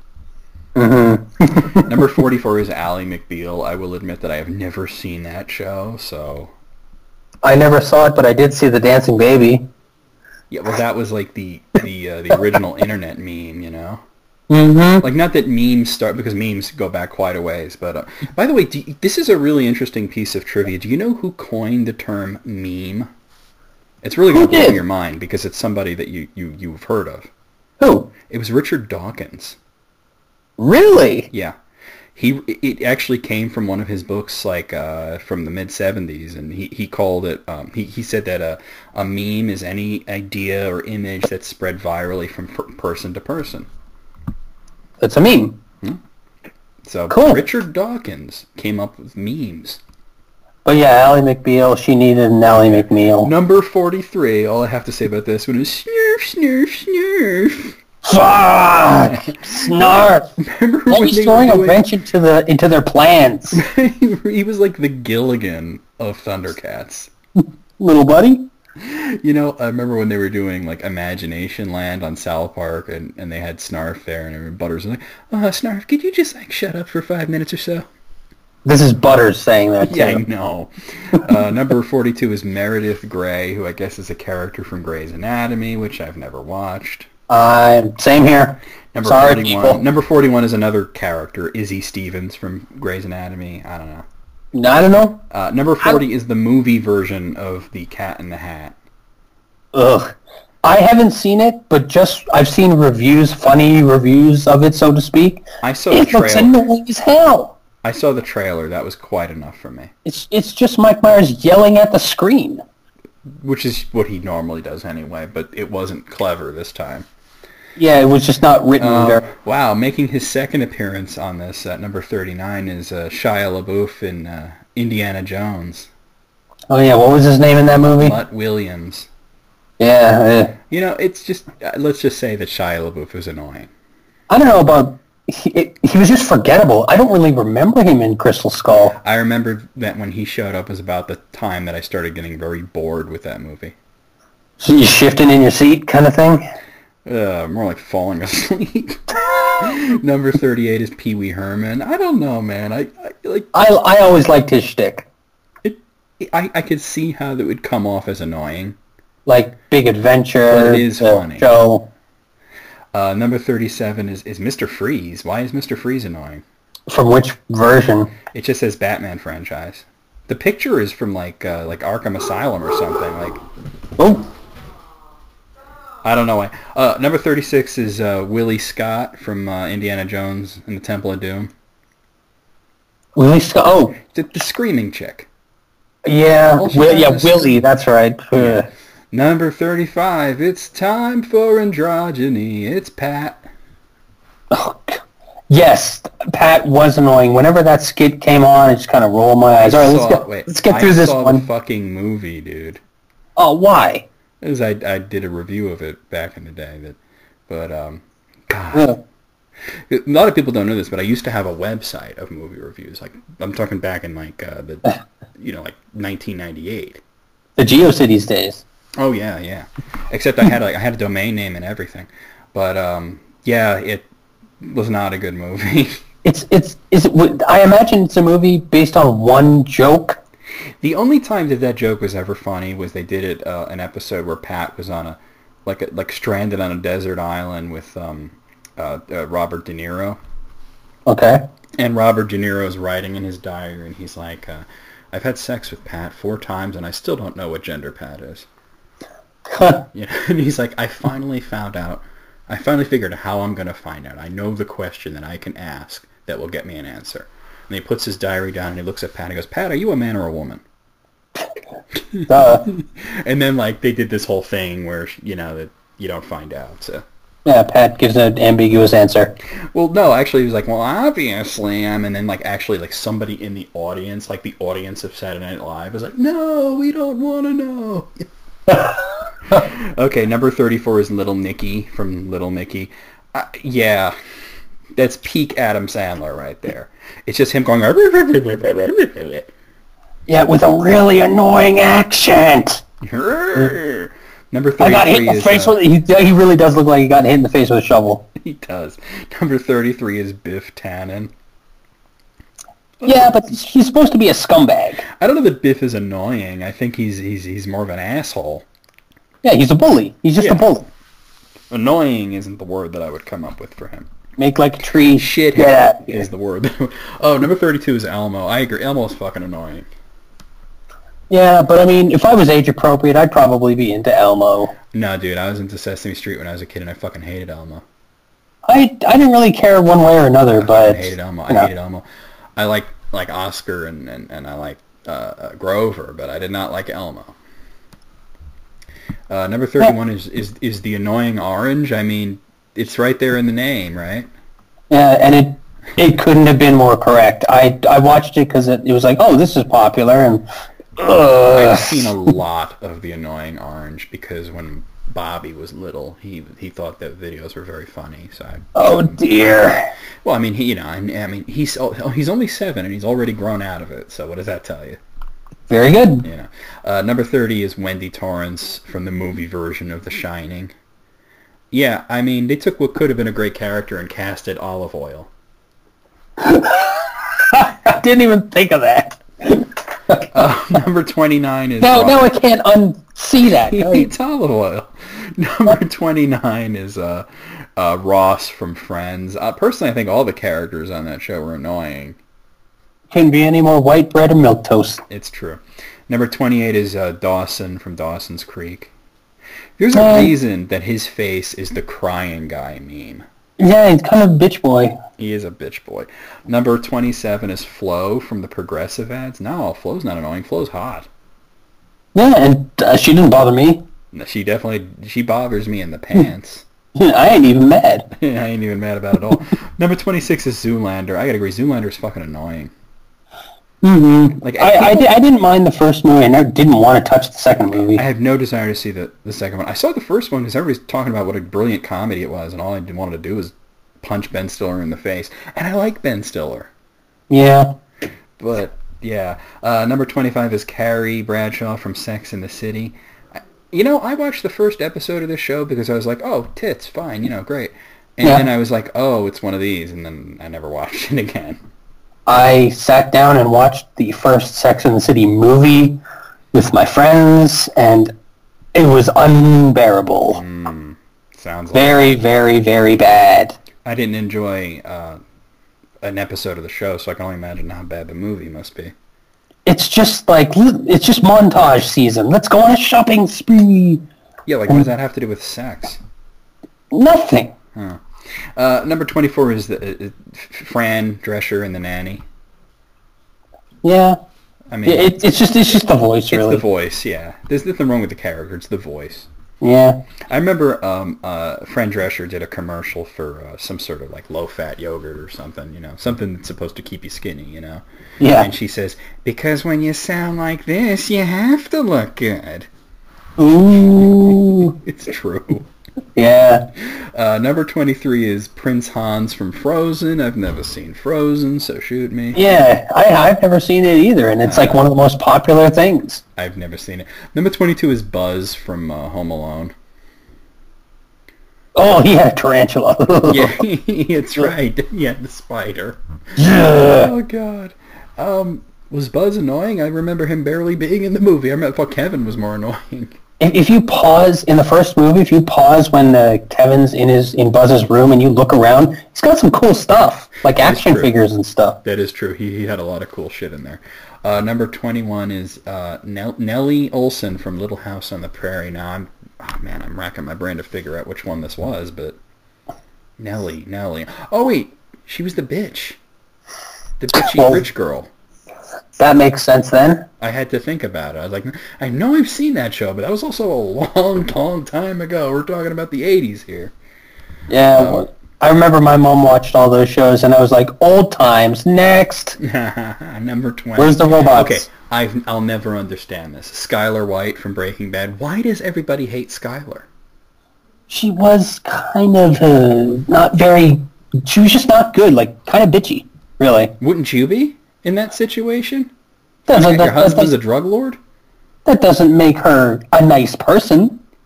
I don't know, man. I think that she... Like, I think she was one of the more moral characters on the show. Even when she did bad things, she had her reasons. I mean, Walt destroyed her. Yeah, he was a He was an evil bastard, whatever. which is what made that show so great. But I never understood, because there's such vitriolic hatred for Skylar, and I'm like, wow. I can believe it. And there are hate sinks on the show, like hate Gus. You know? Hate somebody worth hating. Hate Gus the child murderer, you know? But this is annoying. Specifically annoying, and she was annoying. I did not find her annoying. Number 19 is Hannah Montana. I never watched it or seen it. I just don't give a shit, really. I don't give a shit either. Number 18 is... It says Rico Suave, which I'm thinking it's that song, but it says that that's a character in Hannah Montana. Oh, really? That's unfortunate. That's what it says? Yeah, that's what it says. Apparently there's a character in Hannah Montana called Rico Suave. I gotta say, the woman that spawned from Hannah Montana is pretty bad, though. What, Miley Cyrus? Oh, that's Miley Cyrus? Who am I thinking of? Yeah, Miley Cyrus is Hannah Montana. Her name on the show was Miley, too. It's not like it was I'm acting involved. I'm thinking of Taylor Swift. Never mind. Oh. I'm getting my female pop stars crossed. Yeah, what is up with Taylor Swift? She seems like such a bitch. Yeah. Number 17 is Dolores Umbridge. I wouldn't go so far as to say more evil than annoying. Yeah, like, if you're just staying straight up bad, the pink and the kittens and the little laughter, it's supposed to be infuriating. You're supposed to hate her. Yeah, I don't know about annoying, more so just, like, the slimy and, you know. Number 16 is Kimmy Gibbler. I have to agree with that fully. Fully or fuller? Don't go down that road, Jesse. Let's not do this. Okay. Number 15 is Dora the Explorer. That could be number 1. You think so? I don't know. All they do is repeat the same thing over and over again. It just gets louder each time. All I know are the memes, so... Oh, well, I was swiping, whatever that is. Sitting in a waiting room once, and they had that show on the television. I couldn't even see it, but I could hear it, and I was ready to punch something. Number 14 is Honey Boo Boo. Wow, whatever happened to her? Yeah, boy, that she kind of burned the candle at both ends, didn't she? I gotta look up what Honey Boo Boo looks like now, because I gotta figure she's probably like... How old is she now? She's got to be like a teenager or something. I'm sure she's way more irritating. Or maybe not. Maybe like, you know, now that she's not in the limelight so much, I'm guessing. I don't know. That she's humbled. Funny. All I'm getting is information on the show, not the actual character. Oh my God! She does have a name. I found her on Facebook. Oh no. Alana Thompson, aka Honey Boo Boo. Yeah, she just looks like a slightly inflated version of herself. Nice. Like she looks like she's maybe about 12 or 13, but she pretty much still looks like a chubby little toddler. So, I never watched Honey Boo Boo, so I don't know how annoying she is. I would watch it with my roommates, and why are these people on TLC? You learn nothing from them. Number 13 is Anakin Skywalker. Come on. Yeah. He hates sand. It is annoying, though. He was annoying in episode 1, I'll give you that. Even though I did like episode 1, that kid was annoying. Are you an angel? Can't blame the kid, though. That's pure George Lucas right there. Yeah, it's all about the writing there. Number 12 is Steve Urkel. Let's be honest. If it wasn't for Steve Urkel, that show would have lasted like 1 season. It did become the Urkel show. I think the cast... It definitely became the Urkel show. I think the cast could have, kept the show going. It just would have been a different show. You know, Cosby Light. Yeah, it just would have been a different show. Number 11 is Jacob Black from Twilight? I couldn't tell you. Is he the one of the shirtless wolf man? He's shirtless in the picture. And number 10 is the vampire kid from Twilight, so that they're just right there. Like the vampire is marginally more annoying according to these people. What, the popular guy? The guy that was in that movie about Robert elephants? Pattinson. That's it. Yeah. Number 9 is Janice Hosenstein from Friends. All these people are fucking annoying to me. Yeah. Oh, There's number 8. drop in the I made a bucket. reference to this guy a little while ago, Cousin Oliver from the Brady Bunch. I just, you just want to punt that kid across the room. Play football with his body. Number 7 is Scrappy Doo. Oh, Scrappy Doo's fucking puppy annoying. power, get out of here. Scrappy Doo's fucking annoying. Number 6 is Caillou. Is that how you say it? Caillou. Caillou. Caillou's terrible. I agree. Yeah, it looks like he has cancer, but he doesn't. Number 5 is Screech. Screech is fucking annoying. Especially in the real world. Oh, the guy who plays Screech. Like, what is his problem? I don't know. He's got some fucking problems. Number 4 is that kid from Game of Thrones that everyone hates, Joffrey. Joffrey, yeah, he becomes the king, and he's really bad. That's all I know. And he dies. I don't know. Number 3 is Barney, from like the dinosaur, Barney. Yeah. I love you. Like, no. Barney, we do not have that kind of relationship. You need to shut the fuck up. You cannot tell me how I love. Number 2 is the girl from Twilight. Oh, the no personality cracker chick. I mean, part of it is how terrible the character is, but also part of it is the fact that this chick can't act. No, she just mugs the camera like, oh, the whole She just stares into the distance. She just has one reaction, which is none. Number 1 is Jar Jar Binks. I guess we could have seen that one coming. Oh, Misa idiot, see? You know? Misa idiot. Out of 50, I'm going to go with 38. I'm going to go an even 40. An even 40. You like those round numbers, huh? I do like them spherical. You like the numbers with that fat ass. Yeah. Okay, now I have kind of a Tumblr-ish kind of list. It is a list of Tumblr, but it's not from Pleated Jeans. It's actually from a website called Viral Sides. It's 15 posts on Tumblr about dreams that are going to keep you awake. All right, let's see if this holds true. I'll let you know next time. Okay, if I well, listen number 1, let me know on List Critics 2 in May if you've slapped after this. Crust, actually don't wait that long, just tell me on Facebook. Crust of Justice says, had a dream that I got a package in the mail that I didn't remember ordering, so I take it out and realize it's a blow-up doll. I start panicking because I know if my parents see it, I'm done for. So I blow up the doll, then I threw it out my window hoping it would get caught in the breeze and fly away. But it just landed in the driveway that my father then pulled into, running it over and popping it with his huge truck. Next thing I know, he's already up the stairs. He busts open my door and says with the blow-up doll corpse in his hand, "Did you drop something, son?" That's not a dream. That's a fucking sitcom. Yeah, like you're just waiting for the canned laughter to... Like the dad is played by William Shatner. He comes in, "Did you drop something, son?" Is this yours? You know, like, that's such a dopey thing. Like, I hope nobody sees this, so let me blow it up and make it bigger. Why don't you just roll it up and throw it in the trash? Yeah, throw that shit in the trash. Or put it back in the box that it came in, and anybody asks you, what was in that box? Like, I don't know. Nothing. Oh, just some fucking box. Number 2, Neil Nevin says, had a dream that McDonald's had a big ad campaign that just said, "We have it," in black cryptic writing. So I went to a drive-thru and I said, "I saw the sign, can I have it?" And the speaker was silent for a solid 10 seconds before saying, "Do you think you're ready?" In my voice, I screamed and drove away. That is awesome! Do you think What is... I want to know what it is! It doesn't matter. Okay, number 3. I like the hit. Cat Meme here says, I had a weird dream last night, and I don't remember anything about it besides this chart. And it's a triangle that the three corners are labeled angry, hungry, and horny. And then there's like the betweens, hangry, hungry, and horngry.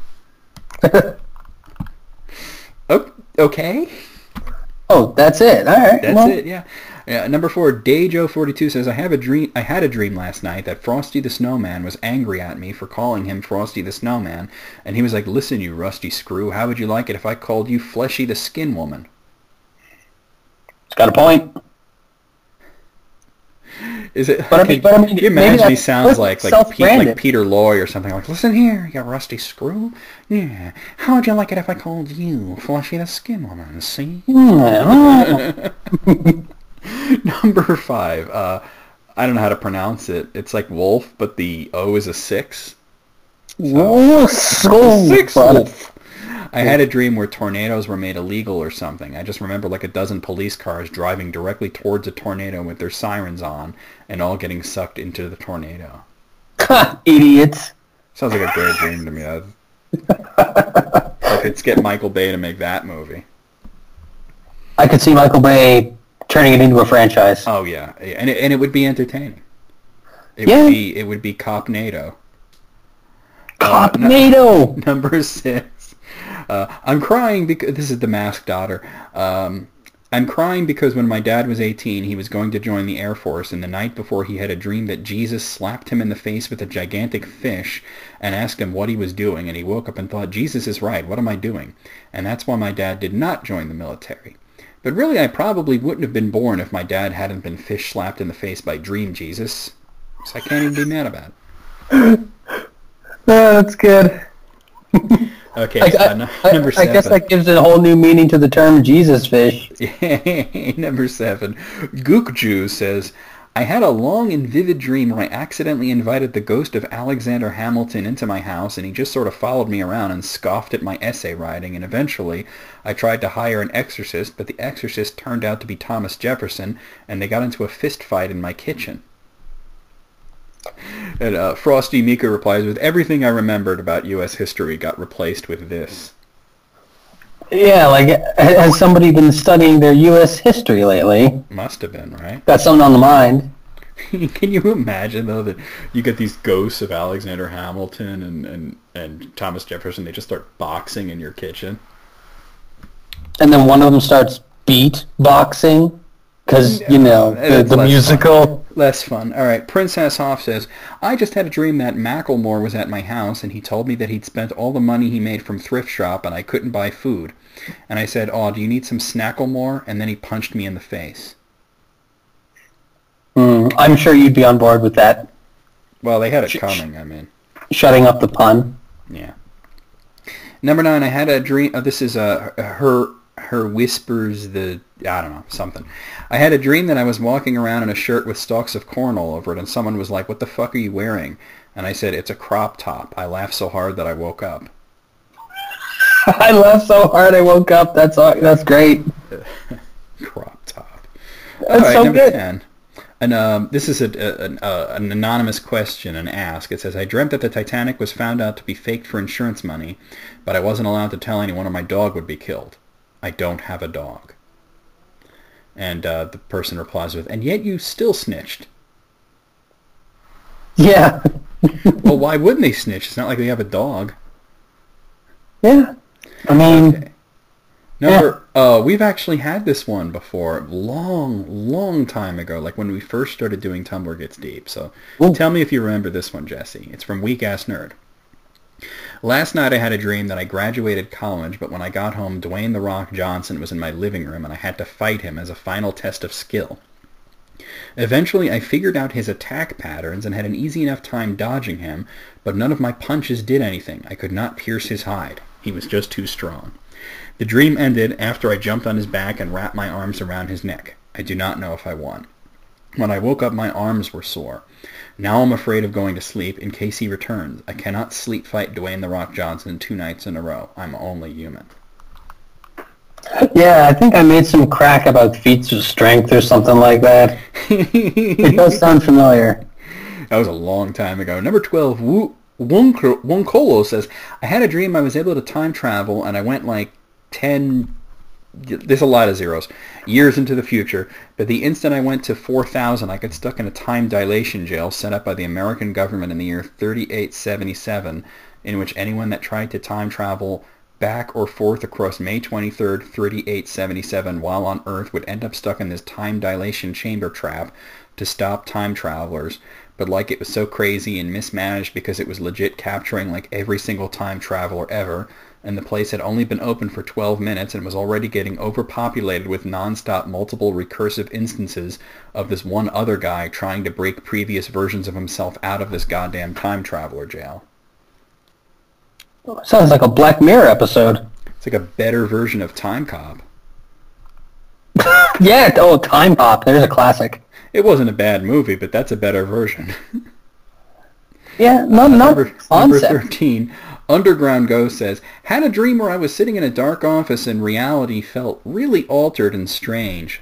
And there was just a fish tank illuminating the room, and then this fucking fish looked at me and grinned with human teeth, and in this super deep voice he said, "You've been here a while. Better wake up before you forget how to."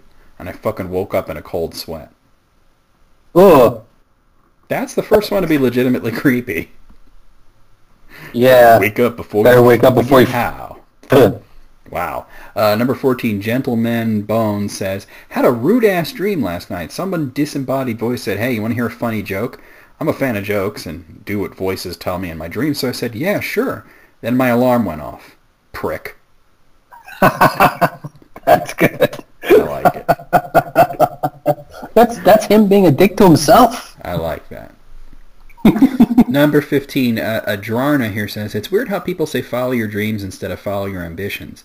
Because once I had a dream where I worked for a place that tried to genetically engineer ducks to speak English, except the ducks only criticized people's fashion sense. Man, people think such weird things. Look, I had a dream where I went to the mall and there was a store where, like, they didn't sell anything. They just let you pee on annoying kids. That's all right. Well, yeah, I could even describe how it worked. Like, you know how like some anchor stores in a mall, like a Sears or whatever, will have 2 stories. Yeah. So they had this lower story where there was this pit of just like really just horrible children just running around and screaming and getting everything sticky and just, you know. Yeah. And then above there was like a viewing area with like the one-way glass. Oh no. And you just stick your member into like this chute and you'd pee into it and then it would come out in the sprinklers. Oh, that sounds terrible. It was amazing. You're a monster. Well, you know, I was really upset about something, I think. I don't know. What a weird dream, I guess some right? kid pissed you off. Like, I think that I got one of AJ's dreams by mistake because he always dreams about urine. Well, you know, you like what you like, I guess. He dreams about like that it'll be raining piss, but it's like really corrosive piss that's melting everything, and he's trying to find shelter from it. That's like his kind of dream. Hey, man, like I said, whatever you're into, you know. Yeah, he's into it is what I'm saying.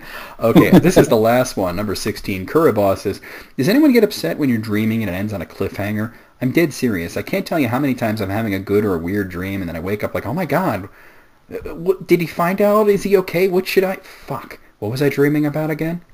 And somebody else, Lonely Nobody 00 says, one time I spent a whole dream preparing the best cheeseburger ever, and I didn't even get to eat it. Wasn't really the best. That's the worst one yet. All right. So, out of 16, keeping in mind that the pee-pee on kids joke, that was not part of it. No, that was all you. That was a dream that I had. Hey, man, I can't control what I dream. And that was a long time ago. I can't believe I remember that. Oh. Wow. That was like 15 years ago or so. I'm going to say 15 out of 16. I'm going to go 13. 13. Yeah. Okay. It's good. It's good. I still have some lists here, but I want to crack open the Top Buzz app here and get a little of these going, because I have apps. I have this app called Top Buzz. It has lists. I have a bunch saved for List Critics. We did some on List Critics. Let's do some on List Critics too. Crack one open. So I have 25 most brutal mean tweets read by celebrities. You know, like on Jimmy Kimmel, he'll do the mean tweets. Yeah, I've seen those before. They're pretty good. So this is like a collection of the best of them, I guess, not 25 of them. Here's the first one, number 1. Colin Farrell in True Detective looks like he smells like depressed couch farts.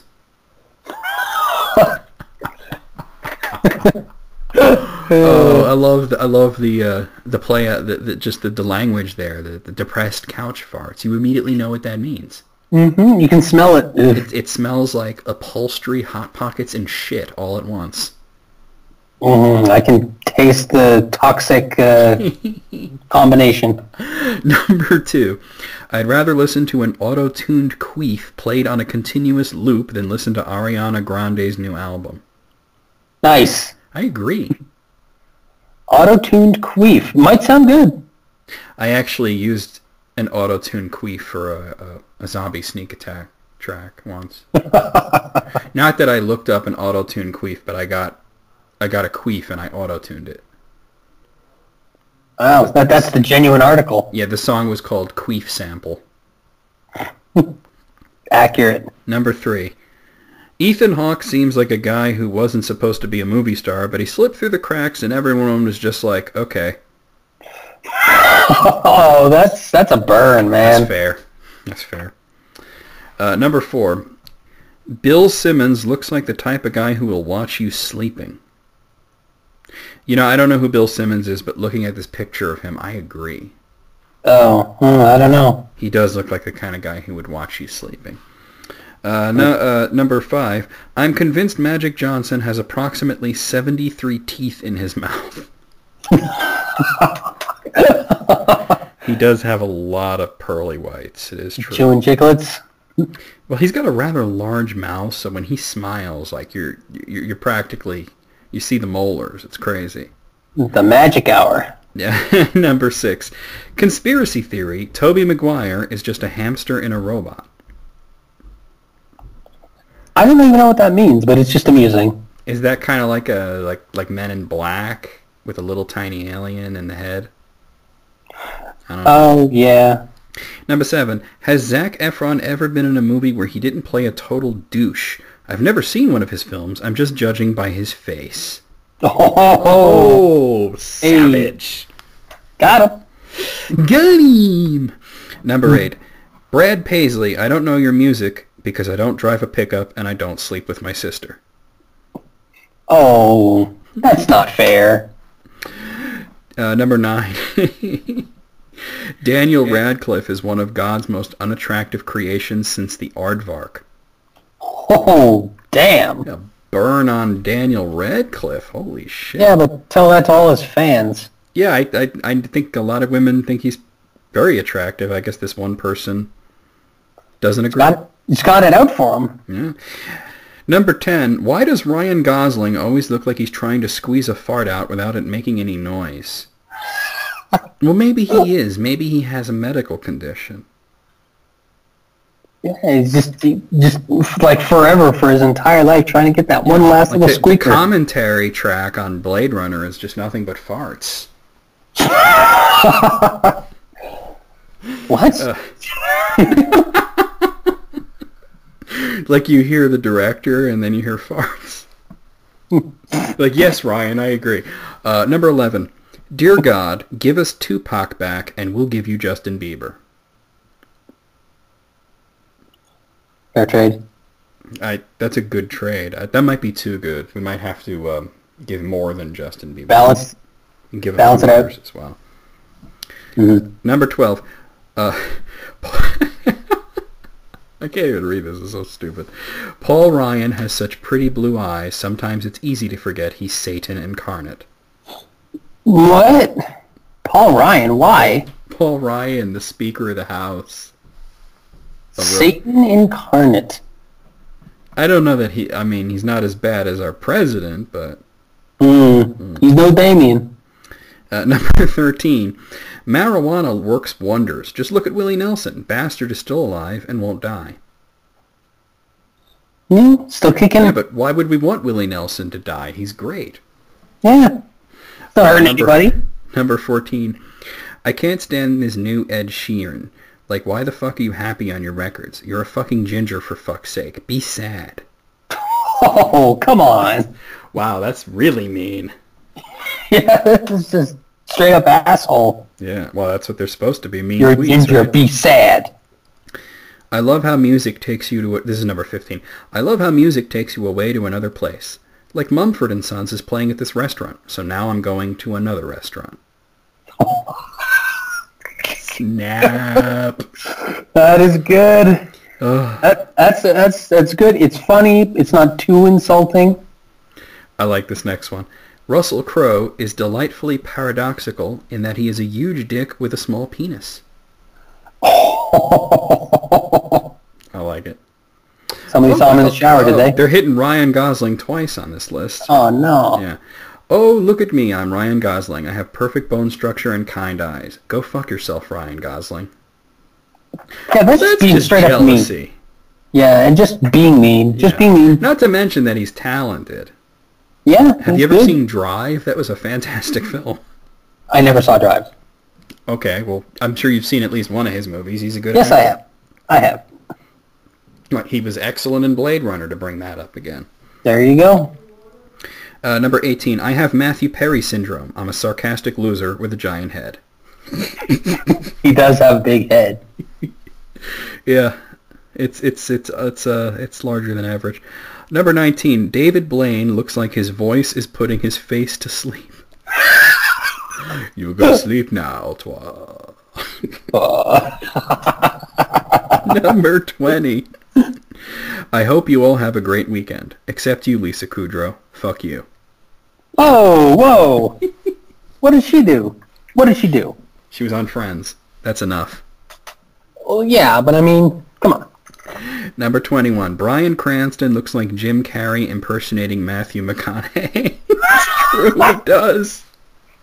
See, that's a funny tweet there. I don't even know if that's an insult, but he does look like that.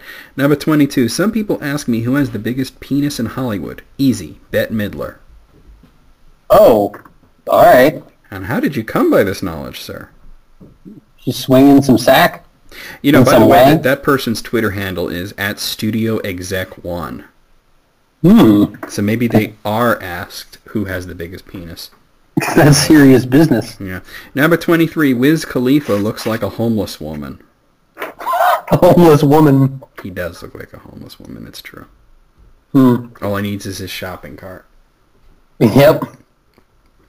Number 24. Whatever. Tom Hanks is a whiner. Oh, boo-hoo. So you have a tropical island all to yourself. Fuck you. I have a turtle sandbox, bitch.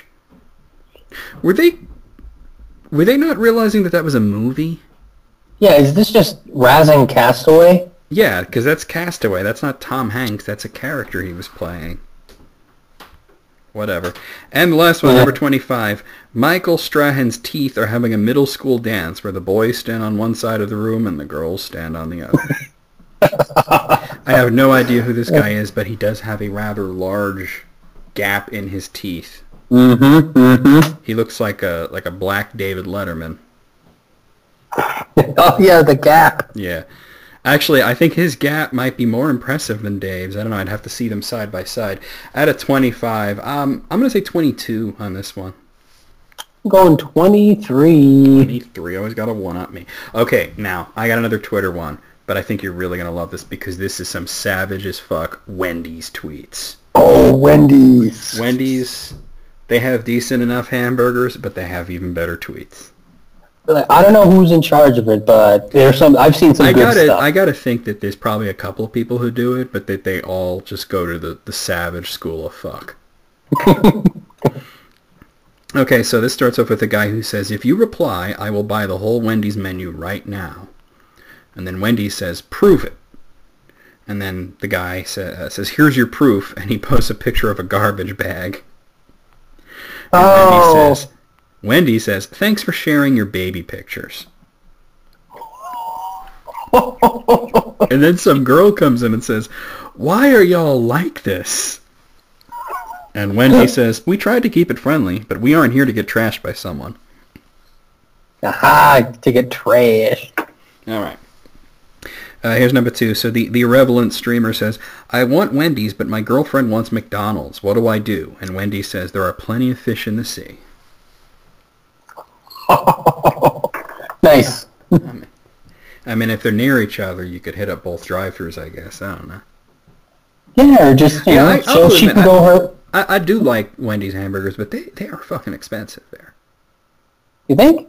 I don't know. I went there not too long ago, and it was like I ordered just like a fucking hamburger and fries, and it came out to like $8.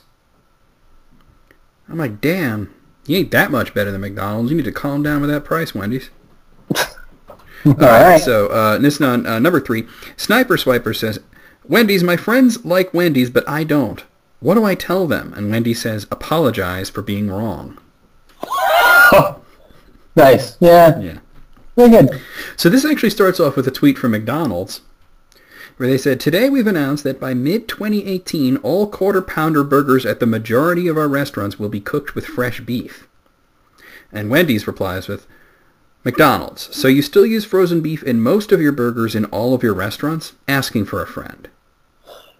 Oh, man, they're hitting them up straight. That's dangerous territory. I know.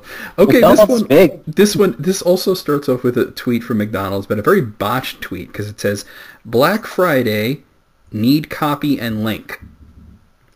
So they literally pasted that and did not check. So Wendy's replies with, when the tweets are as broken as the ice cream machine. Oh, shit. The savagery. Damn. You might call that frosty. Oh, yeah, stay frosty, Wendy's. Shit. Yeah. That should be their new slogan for Twitter, stay frosty. Yeah, right? Okay, so this one starts with they have that name trademarked. There you go. Lady Door Mrs. Fobb says, what is Subway good at? And Wendy's replies with underground transportation. I don't know, like I said, I do like Wendy's, but Subway is my favorite fast food, so you can't fuck with Subway. Subway is pretty good. Yeah. Okay, so Patrick here says, if the beef is never frozen, then how do you guys keep it fresh? And Wendy's replies with, in all caps, nice and spread out, refrigerators. Not freezers. How do people forget that refrigerators are a thing? Yeah. I don't know. I did work at a Wendy's when I was about 17, and they had this huge walk-in fridge, and that's where all the meat was. They had a walk-in freezer, but the only thing that was kept in there was French fries. Oh, frozen French fries. So it is true. Well, I mean, yeah, that makes sense. This person asks, why is your beef square? And Wendy says, because we don't cut corners. That's so stupid. I love it. That's good. All right. This person asks Wendy's, can you give me relationship advice? And Wendy's replies with, if you're asking for a fast food Twitter, this relationship might be doomed. He's got a point. It's true. So Anthony on Twitter has posts, McDonald's is better. And Wendy's replies with, at freezing beef. Dang, man. Okay, could you just vamp for like 10 seconds? I gotta do something real fast. I don't know. When it comes to McDonald's or Wendy's, it really depends on what you want. McDonald's got the fries. Personally, I like Wendy's chicken burger. I'm big on the spicy. Better. Yeah, I'm big on the spicy chicken. I like the Wendy's fries better. Really? McDonald's, yeah, I do.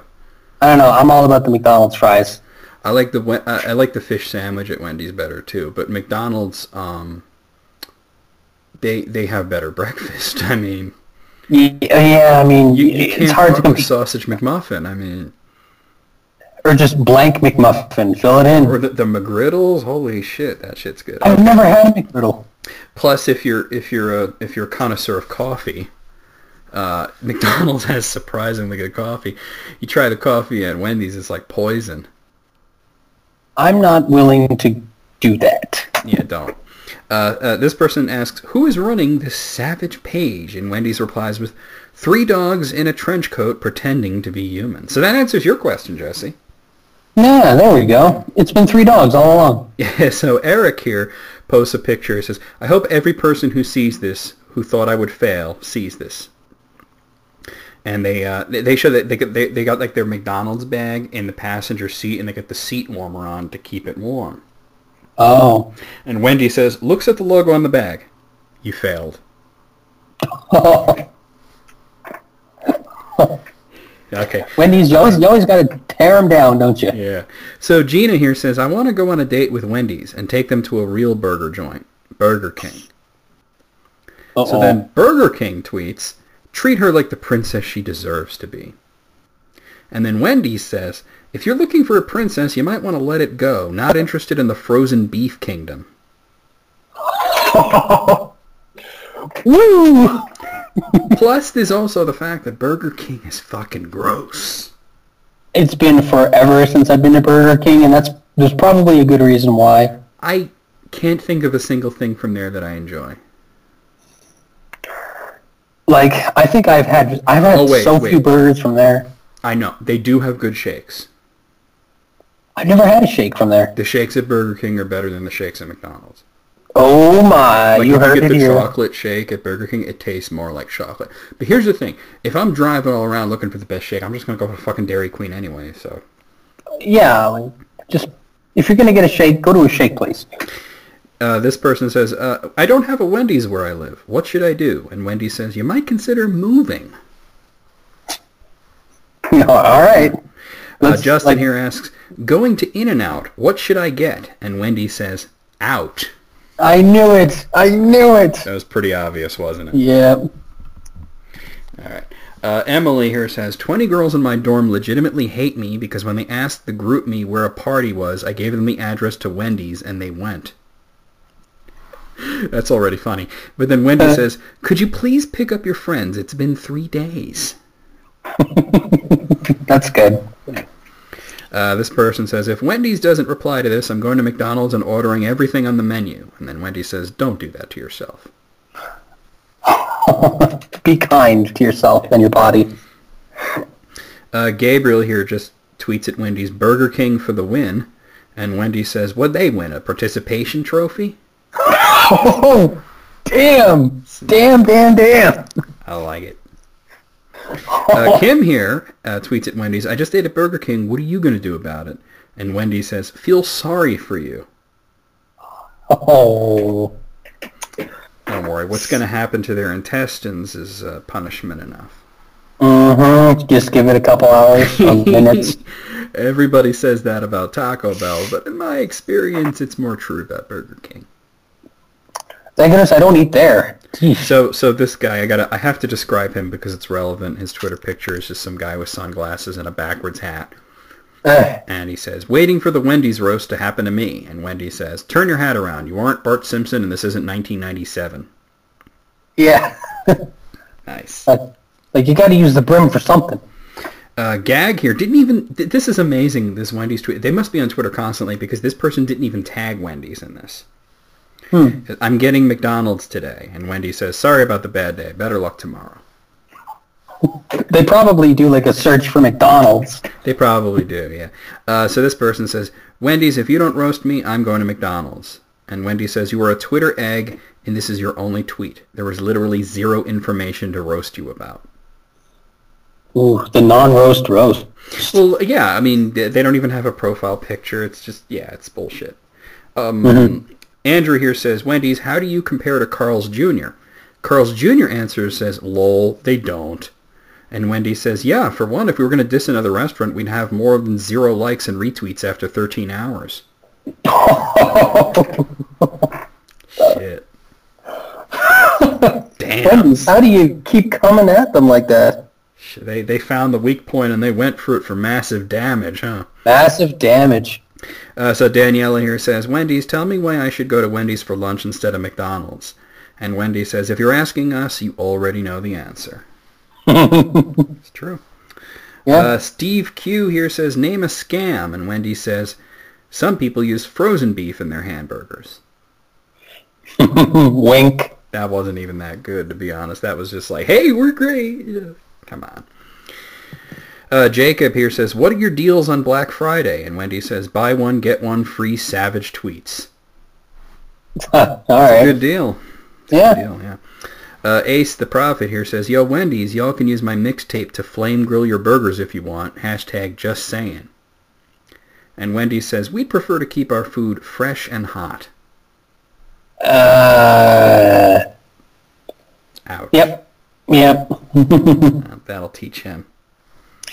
This person says, they reply to Wendy's on something doesn't show what they're replying to. It says, is that the McChicken? And Wendy says, this is us laughing at your funny joke. And they put that, like, neutral smiley. Ooh. Yeah. Not funny. This person says, you're the reason I stopped going to McDonald's. I love you, Wendy's. And Wendy says, glad we can change your life for the better. Aww. This person says, yo, I think Burger King is better than Wendy's. And Wendy says, then why aren't you in their mentions? Oh. Fair enough. Yes. Fair enough. Frank here says, if Wendy starts talking about Star Wars, I'm screwed. And Wendy says, it's treason then. It's treason then.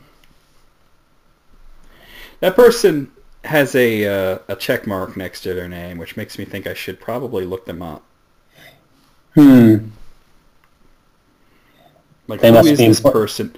Oh, he's a basketball player. Oh. Whatever. It's treason then. All right. Will here says, yo, Wendy's, how many retweets for a year of free movie picks? And Wendy says, hold on, asking the people in charge if we can turn this into a movie review account. Movie picks? Like, what are you even talking about, man? Well, that's all of them. Out of 32, what do you say? No, 30. 30? I'm going to say 29. Oh. 29. Okay, you might think there are no dumb questions, but these might be an exception. Oh. So we have a collection of dumbass questions. Let's see if we can give them equally dumbass answers. You've ever either heard someone ask or been asked? A really dumb question? I don't know. The dumbest question you've ever heard. I don't know. I've probably heard so. It's probably just been in one ear out the other that I just didn't even care. When I was in middle school, during like health class, like like sex ed and shit, this kid Sal, everybody called him rich and dumb because he was kind of rich and extremely dumb. Apt name? Do women's breasts have bones in them? Oh, bum bum bum bum. Everybody laughed and we're like, that's Sal, rich and dumb. Do women's breasts have bones in them? Bones in them? I don't know. Why don't you give them a try? See how successful you are in finding out. Well, considering it was the 7th grade, I doubt he would be very successful, since most of the girls didn't even really have titties yet. Mm-hmm. All right, number 1. In 1492, Columbus motorboated the ocean blue. Oh, that's the title. In my high school class in the 90s, the teacher showed us a picture of Columbus's 3 ships. A girl who was 15 in my class asked, what are those white things on top of the ship? The teacher explained that they are the sails used to catch the wind and move the ships. The girl pipes up, that's stupid. Why didn't they just use the motors? Everyone in the class, including the teacher, proceeded to facepalm. Because it's 1492. I mean, that's like Picard double facepalm territory right there. Yes. Okay, number 2. I was whitewater rafting in Massachusetts with a friend. A chatty woman behind us struck up a convo during a calm stretch and asked where we were from. We told her Vancouver, BC. She said it must be nice for us spending time on the water because you probably don't have any beaches or anything like this in Vancouver. We told her we're on the Pacific coast, so the water was basically in our backyard. The woman then asks us, oh, the Pacific, is that salt water? Yeah, it's the biggest fucking ocean in the world. Yeah, that's the salt one, the one salt one. Is that salt? Oh, this is not a stupid question because it was from Hitomi and, she doesn't know U.S. geography that much, but she said, like, you have a place called Salt Lake City? And I'm like, yeah. And she says, what, is it salty people there? She was joking, I said, no, this is the largest saltwater lake in the world is there. I wouldn't be surprised if there were salty people, though. Oh, there's salty people everywhere. But that's not why it's named that. Number 3, we were about 1 mile into a cave system when a group of friends and I stopped to take a small break. It was around 10 p.m. at night, so very dark when we entered the cave. When we stopped, the youngest of our group, a 23-year-old guy with a college degree, asks with complete seriousness if they could come back in the morning so that they could see the cave better. I suppose they think the sun will reach a mile into the cave. Just give it time. Yeah. Number 4. A friend said to me once, when you see the sun and the moon at the same time, is the moon the reflection from the sea in space? What? I didn't know what they were talking about, so after some investigating, I realized that she thought the sun and the moon were the same things, just the moon was not on fire at night. Oh, man. I'm going to repeat that. It still doesn't make sense. When you see the sun and the moon at the same time, is the moon the reflection from the sea in space? What? Like the sun, like the picture of the sun bounces off the sea and reflects back into space as the moon? Yeah. Wow. That's the dumbest question I've ever heard. That's worse than the women's breastbone thing. Number 5. In class, someone pipes up, Joseph Stalin, is that the Beatles guy? The entire class just went dead silent for around 5 seconds, and we all stared at her. The teacher broke the silence and finally said, no, that was a senior class. Oh. Look, I can understand if you don't know the names of the Beatles, but if you don't know who Joseph Stalin is, your education is not complete yet. Yeah, you still got a little ways to go. Maybe it's remedial. We were on vacation at the seashore, and we were doing some cardio training on the beach. One of the guys we were working with got kind of winded and asked, damn, I wonder what the altitude is here. Sea level. I wonder what the altitude here is on the beach? On the beach. Number 7, in my 9th grade biology class, after learning about stem cells and how unborn fetuses contain a lot of them, a student in my class asked, so if a pregnant woman ate a dolphin, would her baby come out as a dolphin? Whoa! Oh, I'm just getting hit with, stupid radiation over here. That killed some of my brain cells. Number 8. I made a joke about hitchhiking to Alaska. My manager said, oh, that'll work. What, are you going to take a ferry? I told him there's a major highway that goes there. The manager asked if they built a bridge there. I had no idea what he was talking about. My manager then asked, is Alaska not an island next to Hawaii? Yeah, no? It's an island, and the east side of it is completely flat. Yeah. You fucking dope. Oh, my God. All right, number 9. I broke 2 bones in my back while playing football. The next week I was walking down the hall with a brace. Keep in mind the operative word there was walking. The girl at my school wanted to know what happened. I told her I broke 2 bones in my back. Her response, are you paralyzed? Yeah, but I got better. Does she think that what does she think it's like paralyzed in an RPG where you just can't really attack for a few turns? You're just you can't move for a little bit? All right, number 10. I work in a nursery in Canada, and a customer wanted to buy a maple tree. She asked me what happens to the leaves in winter. I explained that it was a deciduous tree, so the leaves fall off and grow back in the spring. This didn't impress her, so she asked if we had any trees where the leaves didn't fall off. I showed her some evergreens, and she said, no, not Christmas trees. I hate those ugly needles. I want big leaves like the maple that don't fall off. Good fucking luck, lady. If you can find those, let us know. I mean, that could happen in maybe a really super warm climate, but not in Canada. Yeah, it ain't happening. Palm tree is what you're looking for. Yeah, something tropical. Go tropical. Number 11. I noticed gas prices started to go up rapidly, so I told my girlfriend that she should fill up her tank because she would get more fuel for her money rather than when the price goes up in a couple of days. Her reply was, oh, is that because of the power of gasoline? I still don't know what she meant by that. Good thing to not ask. Number 12, I was crossing the U.S.-Canada border, and the guard asked me if I was a Canadian citizen. I handed him my passport and said yes.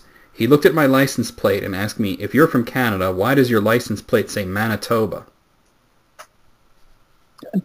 It's in Canada, dummy. You know, when we did that list that just sent us about the provinces as bar patrons, and I made a crack about Manitoba. I said, hey, it's the forgotten province. Now you know why. Yeah, I thought the forgotten one would be Saskatchewan because it's hard to spell. It's a little difficult to spell, and it's just a rectangle. Yeah, but you can't forget Saskatchewan because it's so hard to spell. Yeah, I guess so. That was the last one. Wow, these were fucking stupid. Out of 12, I got to give it a 12. That was gleefully super tarded. Blissfully stupid. I got to give it a perfect 13 out of 12. Okay. I have a list of... we tried to do a list like this in the past on List Critics too, but it wasn't that good. Mm-hmm. But this is 6 foods that are banned in the U.S. 6 foods banned in the U.S. All right. Now, if you remember, we did a list like this, but it was like one food that was banned in the U.S. and then like a whole bunch that were banned in like specific states or cities. Banned in the USA. This is the real deal. These are 6 foods that are just federally banned. Federally banned, okay. Okay, so number 6 is haggis, or at least imported haggis. You can make your own if you want to, but you're not allowed to import haggis. That I can understand. A lot of imported food, can be questionable. Haggis, of course. Actually, the reason is that you're not allowed to import anything that includes lung meat. Specifically lung meat, eh? Yes. And as you know, haggis is a sausage which is made from a mixture of lung meat and heart meat mixed with spices and oatmeal in a casing. It's supposedly delicious, but we don't get it here. You can get American haggis, but it's only heart meat. It doesn't have the lung meat in it. What is it about lung meat? Does it carry diseases? It has to do with phlegm, apparently. But anyway, what's interesting is that when I read about this a long time ago. Well, not a long time ago. It was like 2 years ago. I read that lung meat has been banned in the United States since about the mid-'70s, right? Oh. And I thought that's interesting because I remember eating these sandwiches in Brooklyn that you can get by like Sheepshead Bay or whatever. They're called fasteds, and it's what my mom said it was lung meat. It was beef lung with cheese, Italian cheeses, right? Okay. Really tasty. But I said, what were those? I couldn't remember what they were called, but I brought it up with my mom. We're on a car trip going somewhere, and I said, what was those sandwiches that you said were lung meat with the ricotta cheese and the mozzarella? And she said, oh, fasteds. And I'm like, how do you spell it? And I'm like putting it on my phone, and she's like, why? And I'm like, because I read this thing that says that lung meat has been banned in the United States since like the 70s. And I'm wondering if those things really were lung or if they were something else. And she said, well, I always heard they were lung because, her father, my grandfather, had said that that's what they were, So I looked it up. Turns out they're spleen. Spleen, huh? Spleen, it's beef spleen. Yeah. So the fasted is the spleen with cheese. They're good, though. I can't say I've ever had one, but I'll take your word for it. Yeah. Number 5 is kazu marzu. Have you ever heard of kazu marzu? Nope. It starts off very normal. It's pecorino cheese. But what they do is they make the wheel of pecorino cheese, which I don't know if you've ever had pecorino. It's a hard cheese from Italy. It's kind of similar to like Romano or Parmesan. Okay. It's a cheese that you would grate or maybe like a nice thin slice with some balsamic vinegar or something. So anyway, they take this big hard wheel and they cut the top off and then they leave it out for a couple of days. And flies come and do their thing. And then the maggots grow in and the maggots eat the cheese and they secrete some sort of acid and it makes the cheese all soft and gooey. And it's made in Sardinia, Italy, and you're supposed to eat it with the maggots in it too. Fuck. Yeah. So it's really disgusting. And not only is it banned in the US, it's also banned in Sardinia, Italy, which is where they make it. Oh. Yeah. Sardinia banned it before anyone else did. Oh. Why? Why, people? Humans, come on. Like, why would you... And I remember Gordon Ramsay did a thing on the F word, the British version of the F word, where he sent, his food correspondent out to Sardinia to learn about the Kazumarzu and the people who made it. They showed the process and everything. And they even said, like, what do you think of the law of the ban? They say, well, we think it's ridiculous. We're the only people who want to eat this stuff, and it's banned here, So... they showed them making it and everything, and then she brought a little sample back to Gordon, and he tasted it. He said it was fucking disgusting. Yeah. I can't accept this as real. Oh, God. Yeah. And according to this, I'm just looking at this now, the EU has collectively banned it as well. I sure friggin' hope so. Okay. Now, here's one that we had on a previous list, and this is going to... solve a mystery for us that's been going for a couple of years now. Remember the Mirabelle plums? We couldn't figure out why they were banned, and I tried to Google it, and I could come up with dick for an answer. Okay, so what is the solve the mystery? Okay, listen to this. The designation is the result of an agreement between the French and American governments aiming at helping the French market. As a regional delicacy in France, the country prefers to keep it in-house as a means of attracting tourism. This isn't unusual for France, which protects a number of regional delicacies, including certain peppers and wines. Because of this agreement, it is nearly impossible to get a Mirabelle plum into the United States. So, just for tourism? Yeah, basically France feels if you can get the Mirabelles at Walmart, that's one less reason to travel to France. Oh, yeah, because that's why I want to go to France. For the Mirabelle plum. Well, apparently they're really delicious, according to this. They even have a Mirabelle festival in August in the Lorraine region in France. Well, there you go. Good for them. I mean, yes, yeah. Number 3 is fugu. I don't care, fugu me. Yep. I know the fugu is a sushi made from puffer fish. The trick of cutting the fish is to get just enough of the venom in the meat to give you a little zing, but not enough to kill you. And I guess it's a fine line.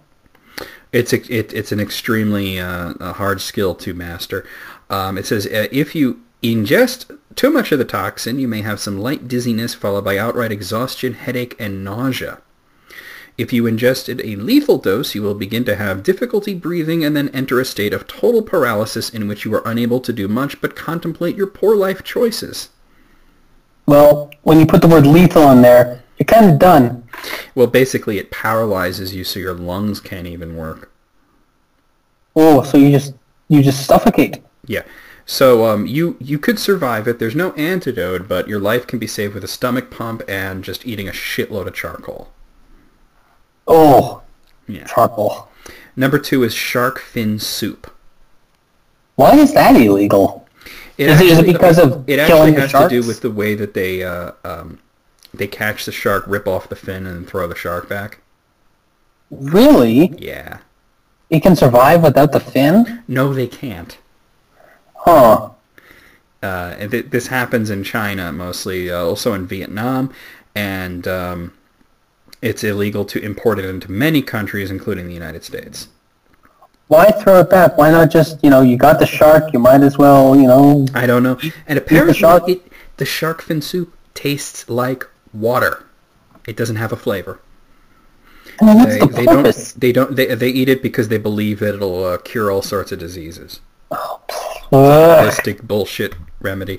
I actually saw, I don't know if I have the list saved on here, but it was a list of Gordon Ramsay, roasting people's food creations. Yeah. And one of the things somebody asked him about shark fin soup, and he said it should be banned. It tastes of nothing, and it destroys the environment.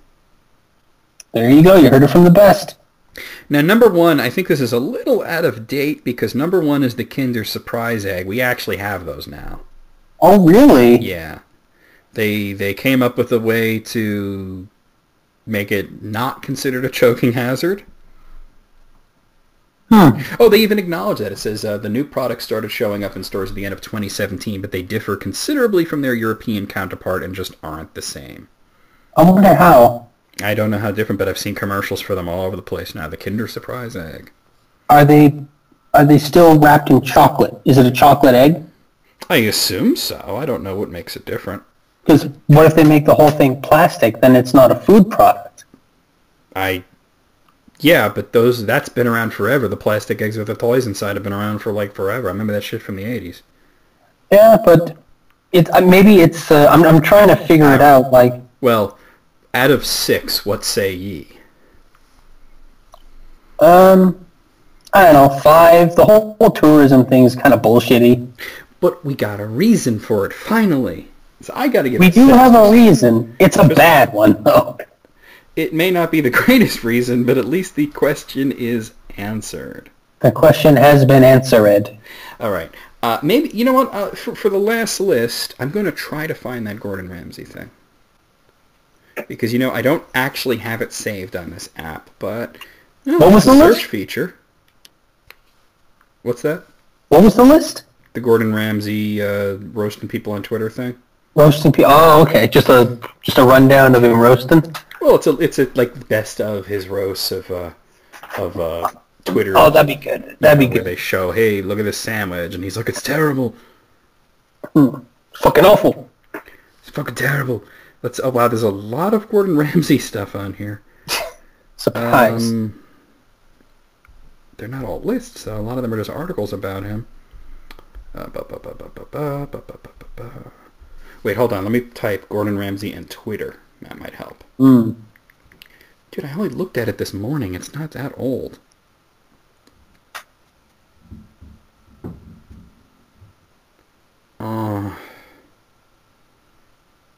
I found it. Hey! Okay, so number 1. At Gordon Ramsay, please rate my Medu Vada Sambar and Nariyal Chutney. Okay, now, this is what I'm going to do. Before I scroll down to Gordon's reply, I'm going to say what I think of the picture. Okay. So, I don't think this guy made this. I think he got served this in a cafeteria because it's in one of those segmented metal trays.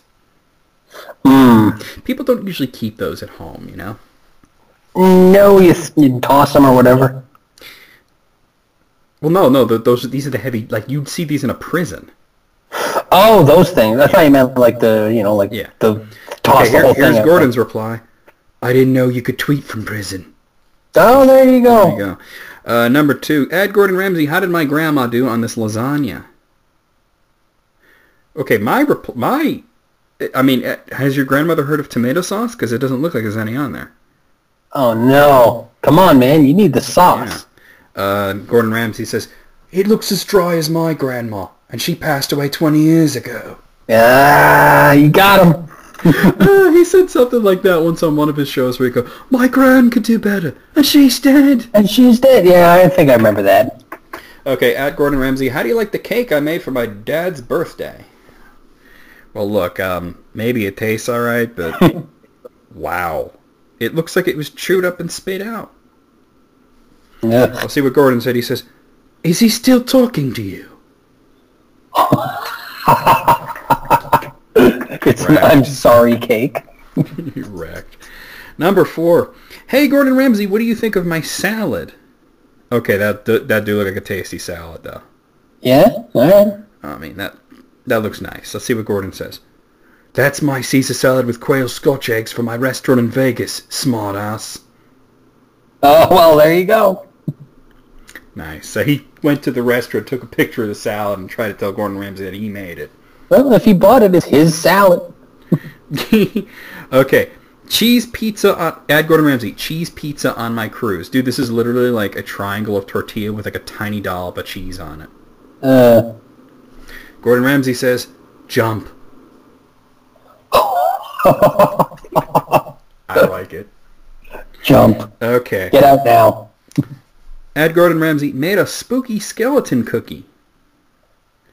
It looks like poop. I don't mean that it looks like skeleton. I don't mean that it looks like bad. Like it probably tastes great, but it looks like a piece of poop. Yeah, like decoratively arranged shit logs. Gordon Ramsay says, looks like your dog's laid one in the oven. It does look like shit. Okay, number 7. At Gordon Ramsay, my son wants you to rate our stir fry. He loves your shows. Oh, no. Dude, that looks good. Oh, yeah? Yeah, I want to eat that. Cool. What does Gordon say? I wrote it on his T-shirt. Okay, now I gotta scroll back. Oh, the kid's wearing a T-shirt that says "awesome" on it. Aw, he likes it. I don't know. Like, I saw this list this morning and I didn't save it. I should have saved it, but I found it eventually. Okay, this person says, at Gordon Ramsay, what do you think of this special breakfast for my wife? Her name is Joji. Okay, they spelled out her name with carrots. People eat carrots for breakfast, I guess. Just carrots, huh? And there's like an egg with... what is this? They tried to make like a vagina egg or something? Like, what is that? Is it a jade egg? Let's see what Gordon said. This just looks stupid. Like, the food is alright, but it just looks stupid. Let's see what Gordon says. Divorce. Very short with them. Oh, God. Alright, my roast chicken. Joji. What do you think, Gordon Ramsay? Okay, well, that shit's burnt as fuck, B. Oh, no. Maybe you should have tried to tell him it was Cajun blackened chicken, because that's black. Hey-oh. He says, you're supposed to roast the chicken, not take it to the crematorium. Yeah, it's just done. You know what? And I bet you it's like probably like still raw on the inside. Yeah. It's raw! Ooh! Okay, Rachel, he says, at Gordon Ramsay, what do you think of my colorful lunch from today? Just a quick, easy one. So it's literally 2 slices of toast. They just poured a can of beans on it and sliced some cucumbers all over it. Oh, ew, cucumbers, really? I've heard of the beans on toast thing, which I don't get. I like beans, I like toast. I've never thought, let's put these two together, though. You never know. Cucumbers is kind of weird. I don't think cucumbers go... I like cucumbers. I like beans. I don't like the idea of cucumbers with beans. And I like toast, but I can't think of a combination of any 2 of those that works, much less all 3. Let's see what Gordon said. He said, cucumbers and baked beans. You need to stop smoking. Yeah. Or maybe it's like, when they say you're pregnant, you'll crave weird food. Okay, number 11. What do you think of my fiance's skillet pork loin at Gordon Ramsay? This looks delicious. Oh. This looks like it came out of a fucking cookbook. Maybe it did. He says, Gordon Ramsay says, marry him.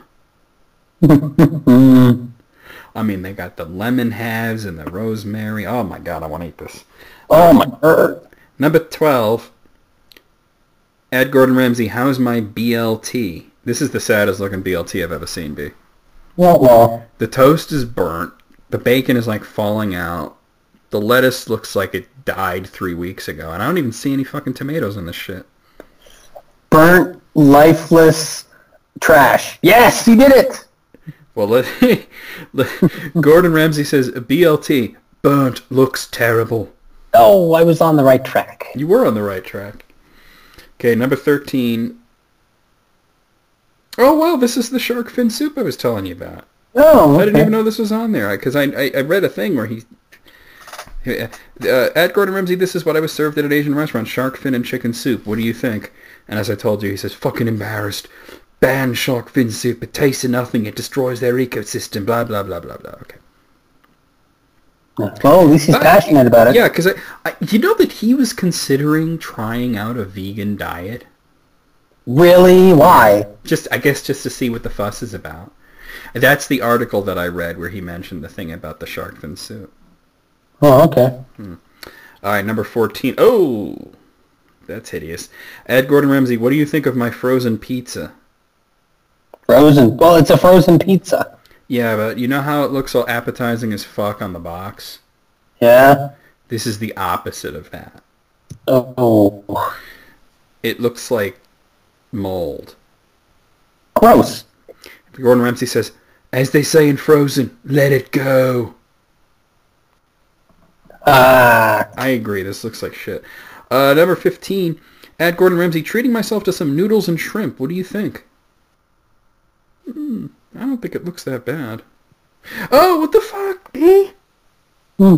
I just noticed this person's feet are in the picture and their toes are all like long and gross. Yeah.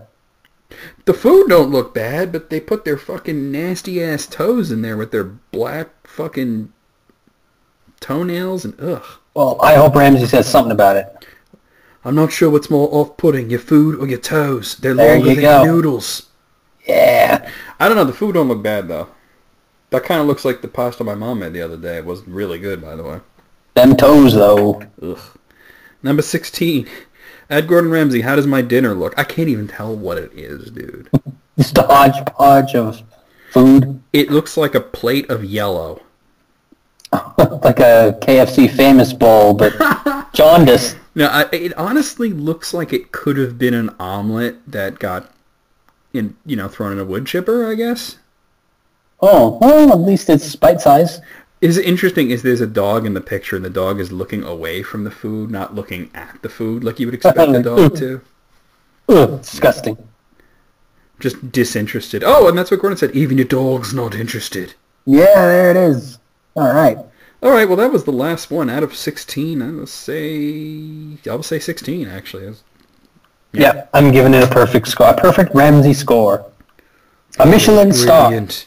What's that? A Michelin star. Michelin star. I love that the stars come from a tire company. Yeah. Like, of all things. Why not? I do, you know what? I know I said I wanted that to be the last one, but I do have one more that I want to do. Okay. It's 5 false facts about classic rock artists that you always thought were true.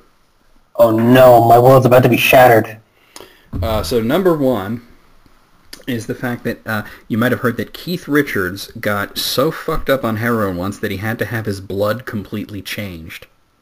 I did not hear that. What? You've never heard that he got so fucked up that he had to have completely like new blood. Just all the blood out of him. Total transfusion, yeah. Okay. According to this, the rumor comes from Keith Richards himself. Oh. So apparently he had gone to Switzerland for an experimental blood purification process, not blood replacement, but quickly grew tired of reporters asking him about it, so he chose to play with their heads, telling him that he just got all new blood and asking them, how do you like my blood change? Yeah, it sounds like something that you'd make up. Okay. Number 2 is the fact that Stevie Nicks did so much cocaine that it tore a hole in her septum, and she could no longer snort cocaine, so she had to do it up the butt. I didn't hear this either. I'm probably not going to have heard of I've a heard lot that of one. That's a lot of coke. Jeez. Okay, so the truth is that she did refuse to quit cocaine in spite of the hole in her nose. She just kept on snorting, at least until she finished her 1986 Rock a Little tour, at which point she finally hit bottom and went to rehab. Ugh. So apparently the hole in her nose did not stop her from that. Okay, Yeah. number 3, you might have heard this one, that Gene Simmons' tongue is like partly cow tongue or some shit. I have heard that. I didn't believe it, though. It's bullshit. Yeah, it's just so stupid. Number 4 is that Pink Floyd wrote The Dark Side of the Moon to perfectly coincide with the movie The Wizard of Oz. I thought that was just coincidence. It is just coincidence, yeah. Now, what does that mean when they sync up? Like, It's not as perfectly amazing as everyone says it is. I've watched it. It's interesting. It's cool. There are a couple of things where the lyrics kind of match up, things like that. Is it just the lyrics and nothing else? It's also like some of the scenes end when the songs end. Things like that. It's interesting. It's actually on YouTube. Just look up Dark Side of the Rainbow. But it's completely coincidental. They were not thinking of Wizard of Oz at all. As a matter of fact, one of the members of Pink Floyd once said, no, it was supposed to be Sound of Music. Okay. And number 5, you heard that Phil Collins saw a guy not save another guy from drowning, and then he wrote the song In the Air Tonight and all that shit? No. You never heard that? No. You ever hear the song Stand by Eminem? Yes. He says, he puts that in the lyrics. He says something like, oh, it's like that Phil Collins song, or, that. The story was that, Phil Collins saw a guy, he was, I think it was he was standing on a cliff, and then he sees this guy drowning, and then he sees another guy, and he could have saved him, but he didn't, and he thinks, wow, what a shithead, and he wrote the song about him, and he's well, if you told me you were drowning, I would not lend a hand. Ooh. You know that part? I've seen your face. I know who you are. You know that? And Yeah. supposedly he brought him to a concert and he put him in the front row and then he put a spotlight on him and he sang the song and the guy was like put on blast. It's bullshit, by the way. That's a bit far-fetched, It's man. extremely far-fetched. The song is just about divorce because it obviously is, and he had just gone through a divorce, and that was his thought process. It's a bitter song. It's a bitter breakup song. Mm-hmm. I love what they say. They said eventually Collins supposedly even had the spotlight aimed at the guy, exposing and humiliating him in front of thousands. That's pretty hardcore for the guy who gave us Susudio. Mm-hmm. I can feel... Oh, I love that song, though. Yep. But, yeah, I've heard that so many times. I mean, it was on Snopes, like, way back before anyone knew who Snopes was. Snopes, all right. Yeah, but they even said at the end of this article, yes, Eminem lied to you. Eminem. It too? I think Eminem probably knows that it's not true, but, you know... The point was that the Stan character thought it was. That Stan just believes all the because I don't know if you've ever heard the song. Stan's an idiot. Oh, yeah. I've seen the video. Yeah, the song. Stan's got problems, man. Well, it doesn't end well. Spoilers. No, he drives off a bridge, I think it was, with his wife tied up in the trunk, and she was pregnant. Yeah. Yeah. And then Eminem's like, oh, shit. Yeah. Oh, I always thought it was weird that he played both parts, though. Like, they should have gotten, like, somebody else. Played both parts? What do you mean? Because he raps both parts. He's Stan and he's Eminem at the end. Oh, yeah, like the voice, yeah. Maybe he should have not included... I don't know. I'm not going to second guess it. It's an interesting song. Well, let's rate that. We didn't rate that out of... 5? 5, yeah. I'm going to say 4. I gotta say 5. A lot of those I haven't even heard of. I'm surprised you never heard of any of those. I heard of the Cowtone one. Oh, okay. I'm surprised you never heard of the Phil Collins thing, because that's like such a big urban legend, you know? No, I know, like, In the Air Tonight, I know the song, so I didn't think that... If you heard that, and you know, you kind of believed it, and then you listen to the lyrics, it does kind of fit into that, because there's like, you know, I've seen your face before, I know who you are, I don't know if you remember who I am. If you told me I was drowning, I would not lend a hand, you know, that kind of thing. And you can see the spotlight on the guy, like, who, me? You know, if that was true, wouldn't it be amazing if the guy just, like, didn't even realize that the song was about him, and he was just like, yeah! Just thought, like, yeah, this is a good jam. He doesn't even realize, like, you know. And then Phil Collins writes another song about this idiot. Now, how about this? How about, like, what if the guy was blind and he didn't even know there was a drowning guy and he never knew that there was a spotlight on him? Oh, then Phil Collins would feel like a piece of shit. Then he would feel like a dipshit, right?